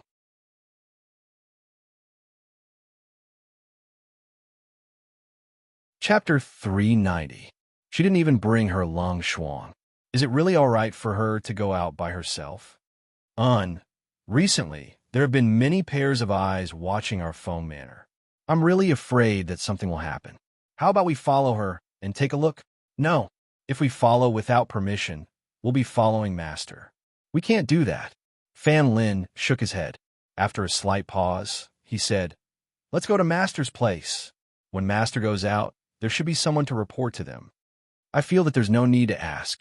They should feel that Master's strength is enough to protect himself, so they didn't let us follow. Moreover, didn't Luo Yu say that Master's skills are very good? Master's skills are extraordinary. Didn't you beat him into a pig's head? Hearing this, the group was silent. After a long time, they walked towards the pavilion near the fake mountain. Feng Jiu left the manor. Dressed in red, she looked valiant and valiant. Her white horse and red clothes galloped through the streets early in the morning. It was very eye-catching, especially since Feng Manor was currently in troubled times. The various powers in the city were watching her every move. Thus, they were puzzled by her action of going out for a walk early in the morning. Of course, it wasn't just one day that she went out for a walk. She went out for a few days in a row. Even Murong Yixian heard about it. However, when he thought of what she said that day, he suppressed the urge to go find her. Moreover, he was worried that her father's coma was caused by his father. If it really was like this, then it would be even more impossible between them. On the morning of the third day, Feng Jiu went out with Old Bai as usual. The difference was that this time, even Xiao Qiu came along. However, Old Bai refused to let Xiao Qiu get on the horse. The little guy could only follow behind the horse and run with its short legs. Because of its round figure and cute appearance, it attracted the attention of many women and children as it passed through the streets. Is that a puppy? So cute. It's not a puppy. It looks like a kitten. Its fur is so long and it's as small as a ball. It runs so fast. It's really cute. Where did you buy it from? That's the Feng family's eldest young miss. Her things aren't something normal people can afford. From the looks of it, it seems to be a spiritual pet. Spiritual pets are extremely rare even in the brilliant Sun Empire. The sounds of discussion came from the street. Feng Jiu turned his head slightly and saw a large group of children following behind Xiao Qiu. He could not help but smile helplessly. After telling Lao Bai to slow down, he opened his arms and shouted at Xiao Qiu, who was striding with his short legs, "Come up, roar." The little thing cried out and jumped into Feng Jiu's arms with its short legs. Feng Jiu couldn't help but smile. He held the little thing in his arms and stroked its head. When he looked back, he inadvertently saw a white figure standing by the window of a restaurant, staring at him with shining eyes. Seeing that it was Murong Yixian, she calmly retracted her gaze and squeezed Lao Bai's abdomen with her legs. With a shout, she quickly sped through the streets with fewer people and disappeared from his sight.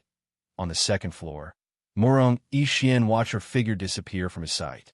Thinking of the smile just now, his heart was slightly relieved. Originally, he was worried that she would not be able to bear with so many things happening in the Feng family. However, it seemed that she was riding a horse to relieve her boredom. It was enough to show that she was fine.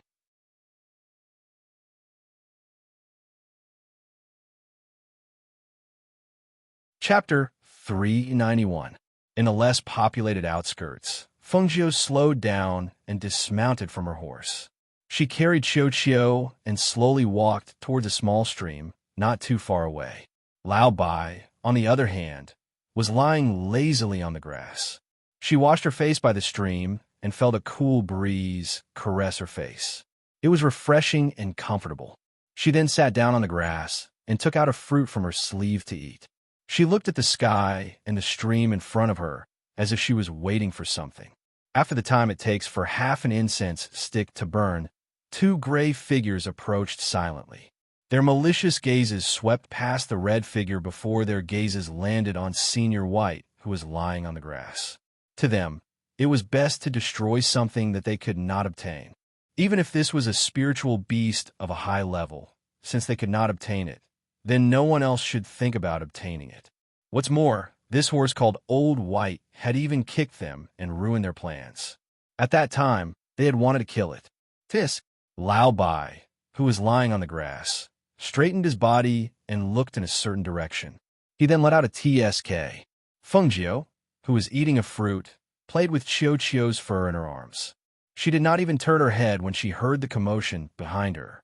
However, A calculating light flashed across her eyes. The elder, who was hiding in the shadows, took out an arrow from his sleeve and aimed it at Lao Bai, preparing to shoot it. They could not touch Fengjiu, as the king still wanted to use her to form a marriage alliance with the Qing Ting Kingdom. However, they could kill this horse. However, at this moment, a dangerous aura suddenly attacked, causing the two of them to shiver. They looked around vigilantly, and with a glance, they couldn't help but be shocked. "Who are you?" They did not know when, but two elders and two middle-aged men had appeared around them.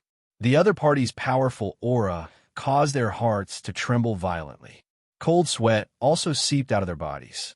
Faintly, a great sense of danger emerged in their hearts. Naturally, were the people who will kill you. Fengjiu, who was dressed in red, walked over with a fruit in her mouth.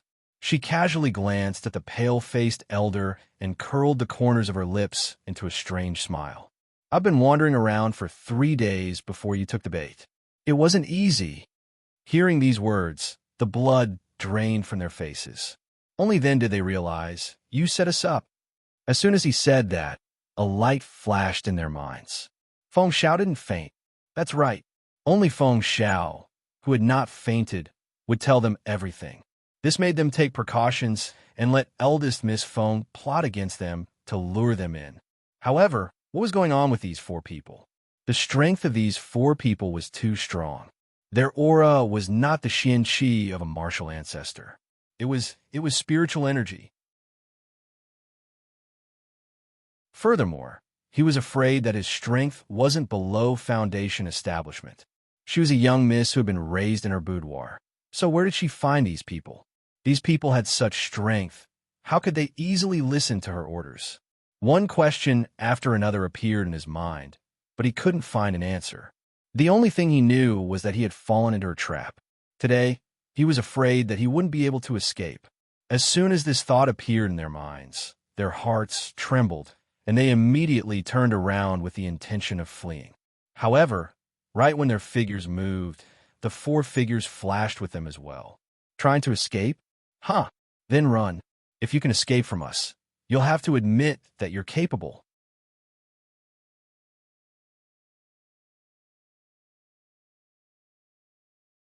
Chapter 392. The old man's pupils constricted as the aura of death enveloped him. His heart leapt into his throat. He wanted to scream, but it was as if his throat was tightly gripped by a pair of hands. He was unable to make a single sound.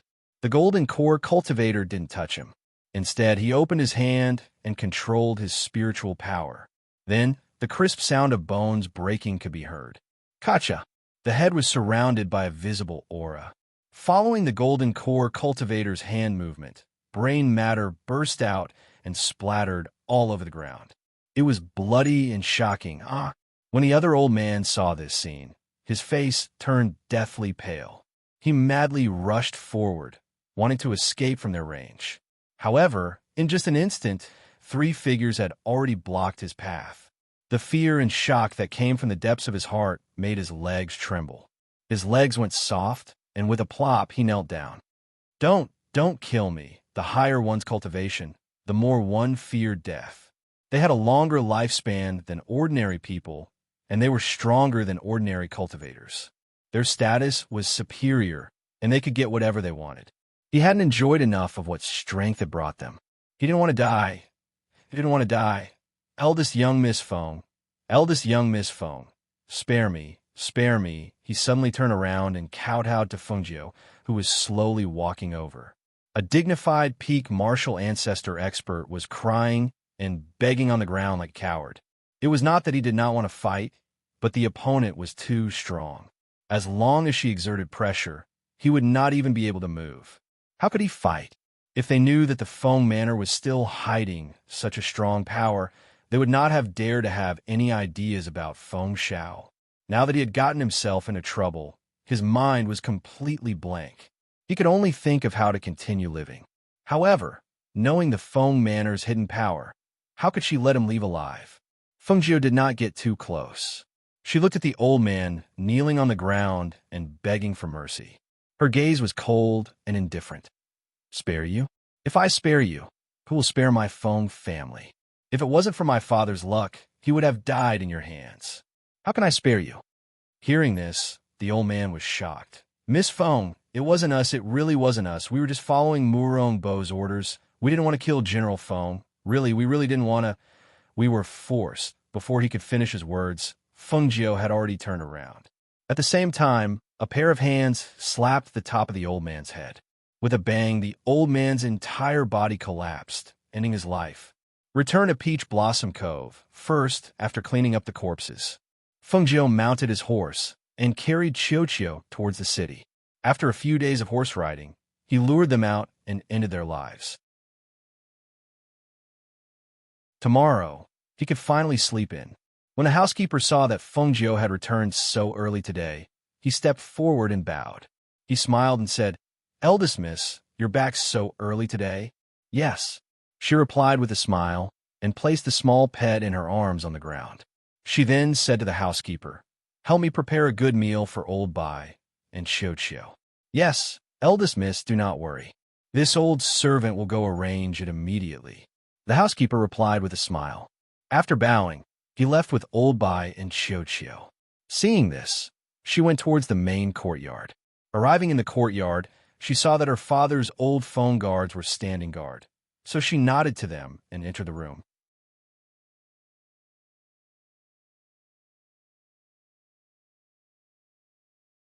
Chapter 393. She walked over to the table and sat down. With a smile, she said, "I'm here to tell father a piece of good news." "Master, drink some tea." Lung Hua, who had been waiting on the side, poured a cup of tea for her. "Good." She raised her eyes to look at him and nodded with a smile. "What good news?" Feng Xiao ate the medicinal porridge in the bowl. He wiped the corner of his mouth and moved the bowl away to look at her. She took a sip of the tea and said, "Those two people are dead." Feng Xiao was stunned for a moment. Her eyes lit up, and she lowered her voice in surprise. "You mean those two old men?" It was just taken care of." A smile appeared on her face. Her eyes curved into a harmless smile. "This way, we don't have to worry about them coming again or secretly causing trouble. We can also break Murong Bo's power, killing two birds with one stone." It was clearly an extremely dangerous matter, but she said it so casually. Hearing these words and seeing the expression on her face, Feng Xiao couldn't help but laugh. Good. Hiss. In his joy, he forgot that his internal injuries hadn't healed yet. His laughter shook and his chest hurt slightly. "Father, you're still wrapped in medicine." Feng Jiao rolled his eyes. He was speechless at his son's unruly behavior. His own injuries hadn't healed yet, but he didn't know how to restrain his laughter. He patted his chest with one hand and took a deep breath before sighing. "It would be good if your grandfather was also home. He would be very happy to hear this news." "Father, don't worry. At least no news is good news." She softly comforted him. After thinking for a bit, she said, "That's right, Father. I want to go to grandfather's room to take a look. I think grandfather might know who the person who kidnapped grandfather is. Perhaps he might have some clues." Feng Xiao nodded and said, If you want to go, then go. My body hasn't recovered yet, so I can only leave everything to you to handle." Fortunately, her methods of handling matters were swift and decisive. Even if the Fu was like this, she could still stabilize the Fu both inside and outside, which comforted him greatly. "I'll take care of the matters in the manor. Father, you don't have to worry. Just focus on recuperating." She smiled and looked at Lung Hua, asking, "Do you still have the ointment I made? If you don't have any more, go over to my place and get some more. Some of them haven't been used up yet." "Well, then I'll go back to my room first." After she said that, she stood up and walked out. At the same time, in the palace. Monarch, bad news, bad news." An old man entered the palace in a hurry. Due to his panic, he almost tripped over the door sill. "Why are you so flustered?" Murong Bo asked slowly with a dignified voice. He was holding a cup of tea and drinking it. On his left and right, two beautiful palace maids were kneeling and massaging his legs. Behind him, there were two people fanning him. It could be said that he was very relaxed. The Feng Manor's elder had disappeared, and Feng Xiao was unconscious. To him, this was extremely good news. Although the Feng Manor had not collapsed, it was not much of a threat to him. Even if he wanted to destroy the Feng Manor, it would only be a matter of moving his mouth.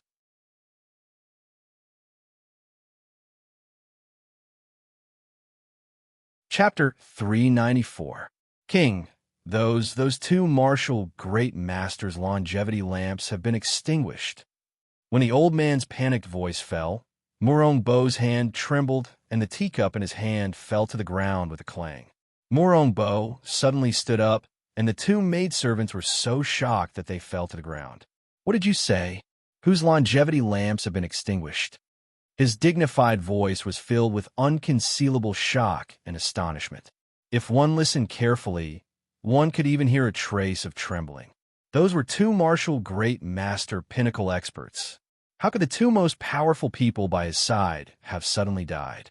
In the country of Glorious Sun, who would have the ability to kill two peak martial arts grandmasters without a sound? One must know that when they had wanted to assassinate Feng Xiao, even if they had made ample preparations, it had caused quite a commotion. Now, two martial great master pinnacle experts had died. It's those two. The old man hadn't even finished speaking when he saw Murong Bo walking out in large strides, heading towards the lantern house where the longevity lanterns were lit. The longevity lamp was linked to the life of the person who lit it. If that person died, the lamp would naturally be extinguished in the wind. This was also to ensure that if someone went out and didn't return for many years, or if someone went into seclusion and didn't come out for many years, they would know whether that person was dead or alive. When Murong Bo arrived at the Lantern Tower and saw that the longevity lamps of the two martial great master pinnacle experts had been extinguished, his entire body swayed, and he staggered a few steps. His face was filled with disbelief. How could they have died? Who did it? Who killed them? His heart was pained that two of his most powerful martial great master pinnacle experts had died. That was equivalent to breaking his left and right hands. Losing these two people was like a fierce tiger losing its sharp claws. How could he not be pained? Investigate. Give me the order to investigate. He shouted sternly and strode out. Two martial great masters had died. It was impossible for them to have died without a sound. He wanted to know who had killed them. The news of the two martial great masters' deaths had not spread. It had been suppressed by Murong Bo. After Murong Yixian returned to the manor, not long after he entered his study, a shadow guard quietly entered his study and told him the news from the palace, then quietly left. The two elders at the peak of the martial ancestor realm had been killed. Murong Yixian was slightly stunned. Who in Yunyue City could kill those two without anyone noticing? Furthermore, why were those two the ones who died? His heart trembled slightly. He did not know why, but when he heard that the two had been killed, the first thing he thought of was the Feng Manor. Could it be that the 8 martial great masters from the Feng Manor had killed those two people? Looking at the entire Yunyue City, if it was not the 8 martial grandmasters from the Feng Manor, then it could be a strong practitioner from another country. However, a strong practitioner from another country would not come from the Yu country to kill the two people if they had no enmity with them. Thus, this hypothesis did not make sense. Feng Manor. Could it really have been done by them? After dealing with those two people, Feng Jiu focused on treating his father's internal injuries. He also concocted some medicine for him to take. It could be said that with the help of various spiritual medicines and treatment, Feng Zhao's injuries recovered extremely quickly. However, the peaceful days had only lasted for a few days before they were broken. Early in the morning, a flying boat stopped at the Imperial Palace's gates. It attracted countless people's curiosity and discussion. Murong Bo, who had heard the news, also rushed out to welcome them. When he saw the luxurious man who walked down from the flying boat, he quickly went forward and respectfully asked about him. You're tuning into the Warrior Lore YouTube channel. Don't forget to subscribe and join us on this journey to catch the most captivating stories.